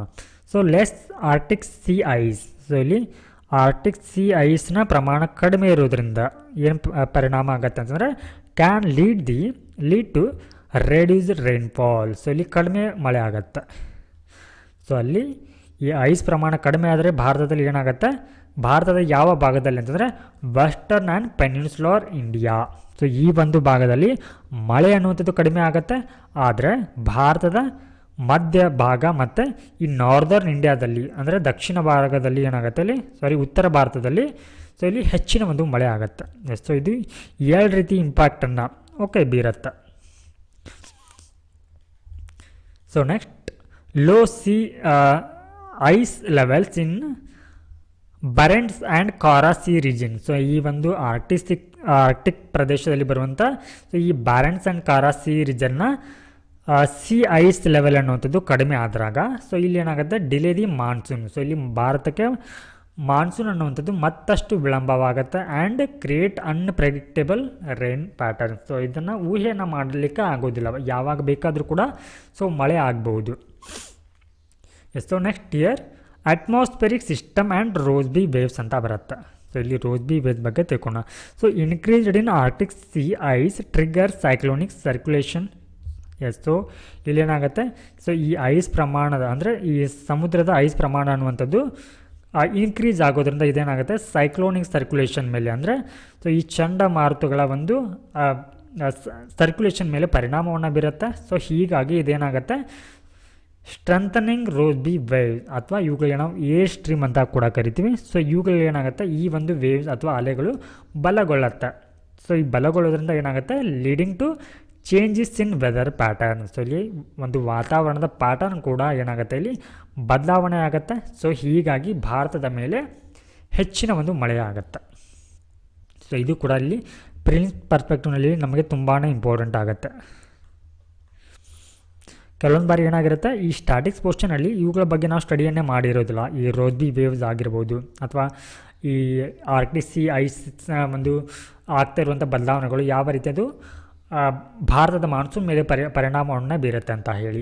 ಸೊ ಹೀಗಾಗಿ ನಮಗೆ ಕರೆಂಟ್ ಅಫೇರ್ಸ್ನಲ್ಲಿ ಇದು ಕವರ್ ಆಗಿರುತ್ತೆ. ಸೊ ಹೀಗಾಗಿ ಕರೆಂಟ್ ಅಫೇರ್ಸ್ ಮೇಲೆ ಕೂಡ ನಾವು ಹೆಚ್ಚಿನ ಒಂದು ಫೋಕಸನ್ನು ಮಾಡಿದರೆ ಸೊ ನಮಗೆ ಪ್ರಿಲಿಮ್ಸ್ನಲ್ಲಿ ಇದರ ಮೇಲೆ ಏನಾದರೂ ಕ್ವಶನ್ನ ಕೇಳಿದಾಗ ಈಸಿಯಾಗಿ ಏನು ಮಾಡ್ಬೋದು ಅಂತಂದರೆ ನಾವು ಆನ್ಸರನ್ನು ಮಾಡ್ಬೋದಾಗಿರುತ್ತೆ.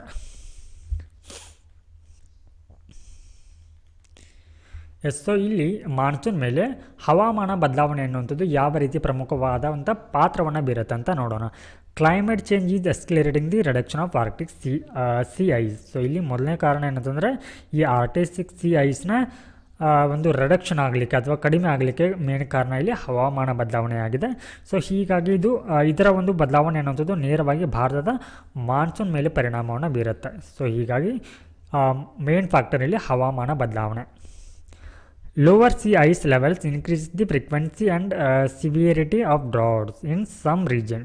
ಸೊ ಇಲ್ಲಿ ಈ ಸಿ ಐಸ್ ಅನ್ನುವಂಥದ್ದು ಕಡಿಮೆ ಆಗ್ತಾ ಇರೋದರಿಂದ ಕೆಲವೊಂದು ಭಾಗಗಳಲ್ಲಿ ಅದು ಬರಗಾಲವನ್ನು ಉಂಟು ಮಾಡುತ್ತೆ, ಹಾಗೆ ಇನ್ನುಳಿದ ಪ್ರದೇಶಗಳಲ್ಲಿ ಅದು ಫ್ಲಡ್ಡನ್ನು ಕೂಡ ಉಂಟು ಮಾಡುತ್ತೆ. ಸೊ ಇದು ಗೊತ್ತಿರಬೇಕು. ಸೊ ಇದು ಕೂಡ ಇಂಪಾರ್ಟೆಂಟ್. ಸೊ ನಾವು let us move on to the next topic. India's military diplomacy in top gear with back to back exercise. ಭಾರತ ಏನು ಮಾಡ್ತಾ ಇದೆ ಅಂತಾರೆ, ಹಲವಾರು ದೇಶಗಳೊಟ್ಟಿಗೆ ತನ್ನ ಮಿಲಿಟರಿ ವ್ಯಾಯಾಮಗಳನ್ನ ಕಂಡಕ್ಟನ್ನು ಮಾಡ್ತಾ ಇದೆ. ಸೊ ಈ ಹಿನ್ನೆಲೆಯಲ್ಲಿ ಇವಾಗ ಸದ್ಯಕ್ಕೆ ಯಾವ ಒಂದು ಮಿಲಿಟರಿ ಎಕ್ಸಸೈಸ್ ಅನ್ನುವಂಥದ್ದು ನಡೀತಾ ಇದೆ ಅಂತ ನೋಡೋಣ. So India US ಬಯೋಲ್ಯಾಟರಲ್ army exercise Yudhabhyas. So ಇಲ್ಲಿ ಯುದ್ಧಾಭ್ಯಾಸ ಅನ್ನುವಂಥದ್ದು ಯಾವ ದೇಶಗಳೊಟ್ಟಿಗೆ ನಡೆಯುತ್ತೆ ಅನ್ನುವಂಥದ್ದು ಗೊತ್ತಿರಬೇಕು. ಯುದ್ಧಾಭ್ಯಾಸ ಅನ್ನುವಂಥದ್ದು ಭಾರತ ಮತ್ತು ಇಂಡಿಯಾ ಮತ್ತು USA ನಡೀತಾ ಇರುವಂಥ ಒಂದು ಮಿಲಿಟ್ರಿ ಎಕ್ಸಸೈಸ್ ಆಗಿದೆ ಅಂತ. ಸೊ ಇದನ್ನು ಎಲ್ಲಿ ಕಂಡಕ್ಟ್ ಮಾಡ್ತಾ ಇದ್ದಾರೆ ಅಂತಂದರೆ ಈ ರಾಜಸ್ಥಾನದ ಪ್ರದೇಶದಲ್ಲಿ. ಇದು ಕೂಡ ಇಂಪಾರ್ಟೆಂಟ್. ಯಾವ ಒಂದು ಈ ಹಿಂದೆ ಈ ಒಂದು ಮೈತ್ರಿ ಮಿಲಿಟ್ರಿ ಅಂದರೆ ಈ ಎಕ್ಸಸೈಸ್ ಮೈತ್ರಿ ಬಗ್ಗೆನೂ ಕೂಡ ನಮಗೆ ಪ್ರಿಲಿಮ್ಸ್ 2024 ಒಂದು ಪ್ರಿಲಿಮ್ಸ್ನಲ್ಲಿ ಈ ರೀತಿಯ ಒಂದು ಕ್ವಶನ್ನ ಕೂಡ ಕೇಳಿದ್ದಾರೆ. ಸೊ ಹೀಗಾಗಿ ಮಿಲಿಟ್ರಿ ಎಕ್ಸಸೈಸ್ ಕೂಡ ನಮಗೆ ತುಂಬಾ ಇಂಪಾರ್ಟೆಂಟ್ ಆಗುತ್ತೆ. ಸೊ ಯುದ್ಧಾಭ್ಯಾಸ ಅನ್ನುವಂಥದ್ದು ಇಂಡಿಯಾ US ನಡುವೆ ನಡೆದಿದೆ, ರಾಜಸ್ಥಾನದ ಪ್ರದೇಶದಲ್ಲಿ ನಡೆದಿದೆ. ಅದೇ ಒಂದು ಪ್ರದೇಶದಲ್ಲಿ ಅಂದರೆ ಈ ರಾಜಸ್ಥಾನದ ಈ ಒಂದು ಅಭ್ಯಾಸ ನಡೀತಾ ಇರುವಂಥ ಒಂದು ಸ್ವಲ್ಪ ದೂರದಲ್ಲಿ ಇನ್ನೊಂದು ಅಭ್ಯಾಸ ನಡೀತಾ ಇದೆ. So phase 2 of the Indian air force largest multilateral exercise Tarang Shakti ಅನ್ನುವಂಥದ್ದು. ತರಂಗ ಶಕ್ತಿ. ಸೊ ಇದು ಇನ್ನೊಂದು ಏನಂತಂದರೆ Indian air force multilateral exercise. So ಈ ಒಂದು ಎಕ್ಸಸೈಸ್ನಲ್ಲಿ ಸುಮಾರು ದೇಶಗಳು ಪಾಲ್ಗೊಂಡಿವೆ. ಸೊ ಇದರಲ್ಲಿ ಇನ್ಕ್ಲೂಡಿಂಗ್ ಇಂಡಿಯಾ. ಸೊ ಇದರಲ್ಲಿ under way at Jaipur 8 country 8 ದೇಶಗಳು ಈ ಒಂದು ಮಿಲಿಟರಿ ಎಕ್ಸಸೈಸ್ ಅಥವಾ ಸೊ ಇಂಡಿಯನ್ ಏರ್ಫೋರ್ಸ್ ಎಕ್ಸಸೈಸ್ನಲ್ಲಿ ಭಾಗಿಯಾಗಿವೆ. ಸೊ ಇದರಲ್ಲಿ ಕೂಡ ಭಾರತವು ಕೂಡ ಹೊಂದಿದೆ. ಸೊ ಈ ಒಂದು ಯುದ್ಧ ಅಭ್ಯಾಸದಲ್ಲಿ ಜಪಾನ್, USA, ಆಸ್ಟ್ರೇಲಿಯಾದಂಥ ಹಲವಾರು ದೇಶಗಳು ಇದರಲ್ಲಿ ಪಾರ್ಟಿಸಿಪೇಟನ್ನು ಮಾಡಿದೆ. ಹಾಗೆ ಈ ತರಂಗ ಶಕ್ತಿ ಅನ್ನುವಂಥದ್ದು ಅಥವಾ ಇವಾಗ ಏನು ಈ ರಾಜಸ್ಥಾನದ ಪ್ರದೇಶದಲ್ಲಿ ನಡೀತಾ ಇರುವಂಥ ಯುದ್ಧ ಅಭ್ಯಾಸ ಅನ್ನುವಂಥದ್ದು ಇದು ಏನಾಗಿದೆ, is the going feature of the one of the largest US contingent at the exercise with around 600 personnel and the US army also set to deploy Stryker infantry vehicles. So ಈ ಒಂದು ಅಭ್ಯಾಸದಲ್ಲಿ ಸುಮಾರು US ಹಲವಾರು ಸಿಬ್ಬಂದಿಗಳು ಏನು ಮಾಡಿದ್ದಾರೆ ಅಂತಂದರೆ ಅಂದರೆ ಮಿಲಿಟ್ರಿ ಅಥವಾ ಈ ಏರ್ಫೋರ್ಸ್ ಪರ್ಸನಲ್ ಏನು ಮಾಡಿದ್ದಾರೆ ಇದರಲ್ಲಿ ಭಾಗಿಯಾಗಿದ್ದಾರೆ. ಸೊ ಇಲ್ಲಿ 2020 ಅಂದರೆ ಇದೇ ವರ್ಷದ ಆಗಸ್ಟ್ 12ರಿಂದ 25ರವರೆಗೆ ಒಂದು ಮಿಲಿಟರಿ ಎಕ್ಸಸೈಸ್ ನಡೆಯುತ್ತೆ. ಸೊ ಈ ಒಂದು ಏನಂತಂದರೆ ಇದರ ಹೆಸರು ಮಿತ್ರ ಶಕ್ತಿ ಅಂತ ಹೇಳಿ, ಮಿತ್ರ ಶಕ್ತಿ. ಸೊ ಈ ಒಂದು ಅಭ್ಯಾಸ ಅನ್ನುವಂಥದ್ದು ನಡೆದಿರುವಂಥದ್ದು ಶ್ರೀಲಂಕಾ ಮತ್ತು ಭಾರತದ ನಡುವೆ ನಡೆದಿರುತ್ತೆ. ಸೊ ಇದು 10ನೇ ಆವೃತ್ತಿ ಅಂದರೆ 2024ರಲ್ಲಿ ನಡೆದಿರುವಂಥದ್ದು. ಸೊ ಇದು 10ನೇ ಆವೃತ್ತಿಯ ಒಂದು ಮಿತ್ರಶಕ್ತಿ ಎಕ್ಸಸೈಸ್ ಆಗಿದೆ. ಸೊ ಇದು ಎಲ್ಲಿ ನಡೆದಿರುತ್ತೆ, ಶ್ರೀಲಂಕಾದ. So this is the army training school Mudur ಓಯಾ Sri Lanka. So ಇದು ಶ್ರೀಲಂಕಾದಲ್ಲಿ ನಡೆದಿರುತ್ತೆ. ಸೊ ಇಲ್ಲಿ 2023ರಲ್ಲಿ ಅಂದರೆ ಇದನ್ನು 24ರಲ್ಲಿ ಈ ಒಂದು ಕ್ವಶನ್ನ ಕೇಳಿದ್ದಾರೆ UPSC ಸಿವಿಲ್ ಸರ್ವಿಸ್ ಎಕ್ಸಾಮಿನೇಷನಲ್ಲಿ. ಸೊ ಈ ಕ್ವಶನ್ನ ನೋಡೋಣ ಏನಿದೆ ಅಂತಂದರೆ, which of the following statements about exercise Mitra Shakti 2023 are correct. So ಇದು 9ನೇ ಒಂದು ಎಡಿಷನ್, 9th ಎಡಿಷನ್ ಏನಾಗಿರುತ್ತೆ, ಸೊ ಇಲ್ಲಿ ನಡೆದಿರುತ್ತೆ. ಸೊ ಇದರ ಕುರಿತಾಗಿ ಯಾವ ಒಂದು ಸ್ಟೇಟ್ಮೆಂಟ್ಗಳು ಕರೆಕ್ಟ್ ಇದೆ ಅಂತ ಕೇಳಿದ್ದಾರೆ, ವಿಚ್ ಆರ್ ಕರೆಕ್ಟ್ ಅಂತ. So this was a joint military exercise between the India and Bangladesh. So ಈ ಸ್ಟೇಟ್ಮೆಂಟ್ ಇಲ್ಲಿ ರಾಂಗ್ ಆಗುತ್ತೆ, ಯಾಕಂದರೆ ಇಲ್ಲಿ ನೀವು ನೋಡಿದ ಹಾಗೆ ಸೊ ಇದು ಶ್ರೀಲಂಕಾ ಮತ್ತು ಭಾರತದ ನಡೆಯಿರುವಂಥ ಅಭ್ಯಾಸ. ಸೊ ಹೀಗಾಗಿ ಇದು ಬಾಂಗ್ಲಾದೇಶ ಬರೋದಿಲ್ಲ. ಸೊ ಹೀಗಾಗಿ ಈ ರೀತಿ ಕ್ವಶನ್ನ ಕೇಳಿದಾಗ ನಾವು ಈ ಮಿಲಿಟರಿ ಎಕ್ಸಸೈಸ್ ಆಗಿರ್ಬೋದು ಅಥವಾ ನಾವಲ್ ಎಕ್ಸಸೈಸ್ ಆಗಿರ್ಬೋದು ಅಥವಾ ಸೊ ಏರ್ ಎಕ್ಸಸೈಸ್ಗಳ ಬಗ್ಗೆ ನಾವು ತಿಳ್ಕೊಂಡಿರ್ಬೇಕಾಗಿರುತ್ತೆ. ಸೊ ಈ 9th ಎಡಿಷನ್ ಏನು ಇದು ಈ ಎಕ್ಸಸೈಸ್ ಮಿತ್ರಶಕ್ತಿ ಅನ್ನುವಂಥದ್ದನ್ನು ಸೊ ಆ ಒಂದು ಸಂದರ್ಭದಲ್ಲಿ ಅಂದರೆ 2023ರಲ್ಲಿ ಇದು ಈ ಪುಣೆಯ ಔಂದ್ ಅನ್ನುವಂಥದ್ದು ಪ್ರದೇಶದಲ್ಲಿ ನಡೆದಿರುತ್ತೆ. ಸೊ ಇವಾಗ ಈ 10ನೇ ಎಡಿಷನ್ ಅಂದರೆ 2024ರಲ್ಲಿ ನಡೆದಿರುವಂಥದ್ದು ಶ್ರೀಲಂಕಾದಲ್ಲಿ ನಡೆದಿರುತ್ತೆ. So joint response during the counter terrorism operation was the goal of this operation. So ಈ ಮಿಲಿಟರಿ ಎಕ್ಸಸೈಸ್ನ ಉದ್ದೇಶ ಏನಾಗಿತ್ತು ಅಂದರೆ ಇದು ಭಯೋತ್ಪಾದನೆಯ ವಿರುದ್ಧ ಹೋರಾಡುವಂಥ ಅಥವಾ ಕಾರ್ಯಾಚರಣೆಯನ್ನು ಮಾಡುವಂಥ ಉದ್ದೇಶವನ್ನು ಈ ಒಂದು ಎಕ್ಸಸೈಸ್ ಹೊಂದಿರುತ್ತೆ. ಸೊ ಈ ಒಂದು ಎಕ್ಸಸೈಸ್ನಲ್ಲಿ ಏರ್ಫೋರ್ಸ್, ಭಾರತೀಯ ಒಂದು ಏರ್ಫೋರ್ಸ್ ಕೂಡ ಇದರಲ್ಲಿ ಪಾರ್ಟಿಸಿಪೇಟನ್ನು ಮಾಡಿರುತ್ತೆ. ಸೊ ಇಲ್ಲಿ ಆಪ್ಷನ್ ಈ ಸ್ಟೇಟ್ಮೆಂಟ್ಗಳಲ್ಲಿ ಸ್ಟೇಟ್ಮೆಂಟ್ 1 ರಾಂಗ್ ಆಗುತ್ತೆ. ಸೊ ಹೀಗಾಗಿ 2, 3, 4 ಕರೆಕ್ಟ್ ಆಗುತ್ತೆ. So option B is the correct. So now let us move on to the next topic. Sexual orientation gender questions part of Australian census. So ಇಲ್ಲಿ ಆಸ್ಟ್ರೇಲಿಯಾದಲ್ಲಿ ಏನು ಮಾಡ್ತಾ ಇದ್ದಾರೆ ಅಂದರೆ ಸೆನ್ಸಸ್ಸನ್ನು ಕಂಡಕ್ಟನ್ನು ಮಾಡ್ತಾ ಇದ್ದಾರೆ. ಸೊ ನಾವು ಈ ಹಿಂದೆನೂ ಕೂಡ ಭಾರತದ ಸೆನ್ಸಸ್ಸನ್ನು ಡಿಸ್ಕಸ್ಸನ್ನು ಮಾಡುವಂಥ ಸಂದರ್ಭದಲ್ಲಿ ಭಾರತದಲ್ಲಿ ಏನು ಮಾಡ್ತಾರೆ ಅಂದರೆ ಬೈ ಕನ್ವೆನ್ಷನಲ್ ಅಂದರೆ ಒಂದು ನಿಯಮದ ಪ್ರಕಾರ ಸೊ 10 ವರ್ಷಗಳಿಗೊಮ್ಮೆ ಏನು ಮಾಡ್ತಾರೆ, ಇಲ್ಲಿ ಸೆನ್ಸಸ್ಸನ್ನು ಕಂಡಕ್ಟನ್ನು ಮಾಡ್ತಾರೆ. ಬಟ್ ಇಲ್ಲಿ 10 ವರ್ಷಗಳಲ್ಲಿ ಸೆನ್ಸಸ್ಸನ್ನು ಕಂಡಕ್ಟ್ ಮಾಡಬೇಕನ್ನುವಂಥದ್ದು ಏನು ಮ್ಯಾಂಡೇಟರಿ ಏನಾಗಿಲ್ಲ. ಬಟ್ ಏನು ಪ್ರತಿ 10 ವರ್ಷಗಳಿಗೊಮ್ಮೆ ಏನು ಮಾಡ್ತಾರೆ, ಇಲ್ಲಿ ಸೆನ್ಸಸ್ಸನ್ನು ಕಂಡಕ್ಟ್ ಮಾಡ್ತಾರೆ.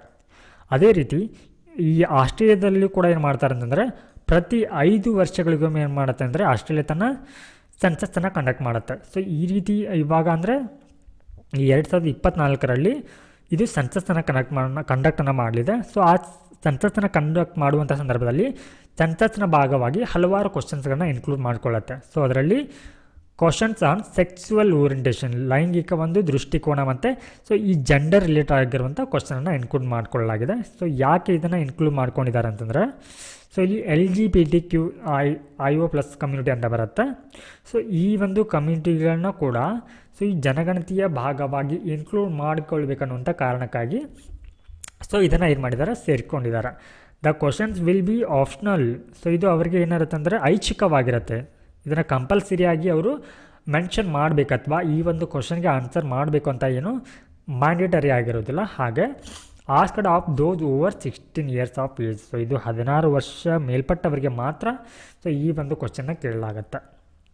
ಸೊ ಈ ರೀತಿಯ ಒಂದು ಉದಾಹರಣೆಯನ್ನು ಅಥವಾ ಈ ರೀತಿಯ ಒಂದು ಸ್ಟೇಟ್ಮೆಂಟ್ ಅಂದರೆ ಸೆನ್ಸಸ್ ರಿಲೇಟೆಡ್ ಆಗಿರೋಂಥ ಕ್ವಶನನ್ನು ಕೇಳಿದಂಥ ಸಂದರ್ಭದಲ್ಲಿ ನಮಗೆ ಈ ಸ್ಟೇಟ್ಮೆಂಟ್ ವೈಸ್ ಕ್ವಶನ್ನ ಈ ರೀತಿಯೂ ಕೇಳ್ಬೋದು. ಯಾವ ಒಂದು ದೇಶ ಇತ್ತೀಚೆಗೆ ತನ್ನ ಒಂದು ಸೆನ್ಸಸ್ನಲ್ಲಿ ಈ ಜೆಂಡರ್ ರಿಲೇಟೆಡ್ ಆಗಿರುವ ಅಥವಾ ಸೆಕ್ಸುವಲ್ ಓರಿಯೆಂಟೇಷನ್ ರಿಲೇಟೆಡ್ ಆಗಿರುವಂಥ ಕ್ವಶನ್ಸ್ಗಳನ್ನ ತನ್ನ ಜನಗಣತಿಯ ಭಾಗವಾಗಿ ಅಳವಡಿಸ್ಕೊಂಡಿದೆ ಅಂತ ಹೇಳಿ. ಸೊ ಇದು ಆಸ್ಟ್ರೇಲಿಯಾ ಆಗಿರುತ್ತೆ. ಹಾಗೆ ಈ LGBTQ ಏನು ಬರುತ್ತೆ ಇದು ಸಮುದಾಯ. ಸೊ ಇದರ ರಿಲೇಟೆಡ್ ಆಗಿರುವಂಥ ಏನಾದರೂ ಮೇಜರ್ಸನ್ನು ತೆಗೆದುಕೊಳ್ಳುವಂಥ ಸಂದರ್ಭದಲ್ಲಿ ಸೊ ಇದನ್ನು ಕೂಡ ನಾವು ಉದಾಹರಣೆಯಾಗಿ ಬರೀಬೋದು, ಅಂದರೆ ಆಸ್ಟ್ರೇಲಿಯಾದ ಈ ಒಂದು ಕ್ರಮವನ್ನು. So next topic, on international literacy day Pak PM declares education emergency. So ಇದು ಪ್ರಿಲಿಮ್ಸ್ ಪರ್ಸ್ಪೆಕ್ಟಿವ್ನಲ್ಲಿ ಜಸ್ಟ್ ಒಂದು ಪಾಯಿಂಟ್ ಇಂಪಾರ್ಟೆಂಟ್ ಆಗುತ್ತೆ.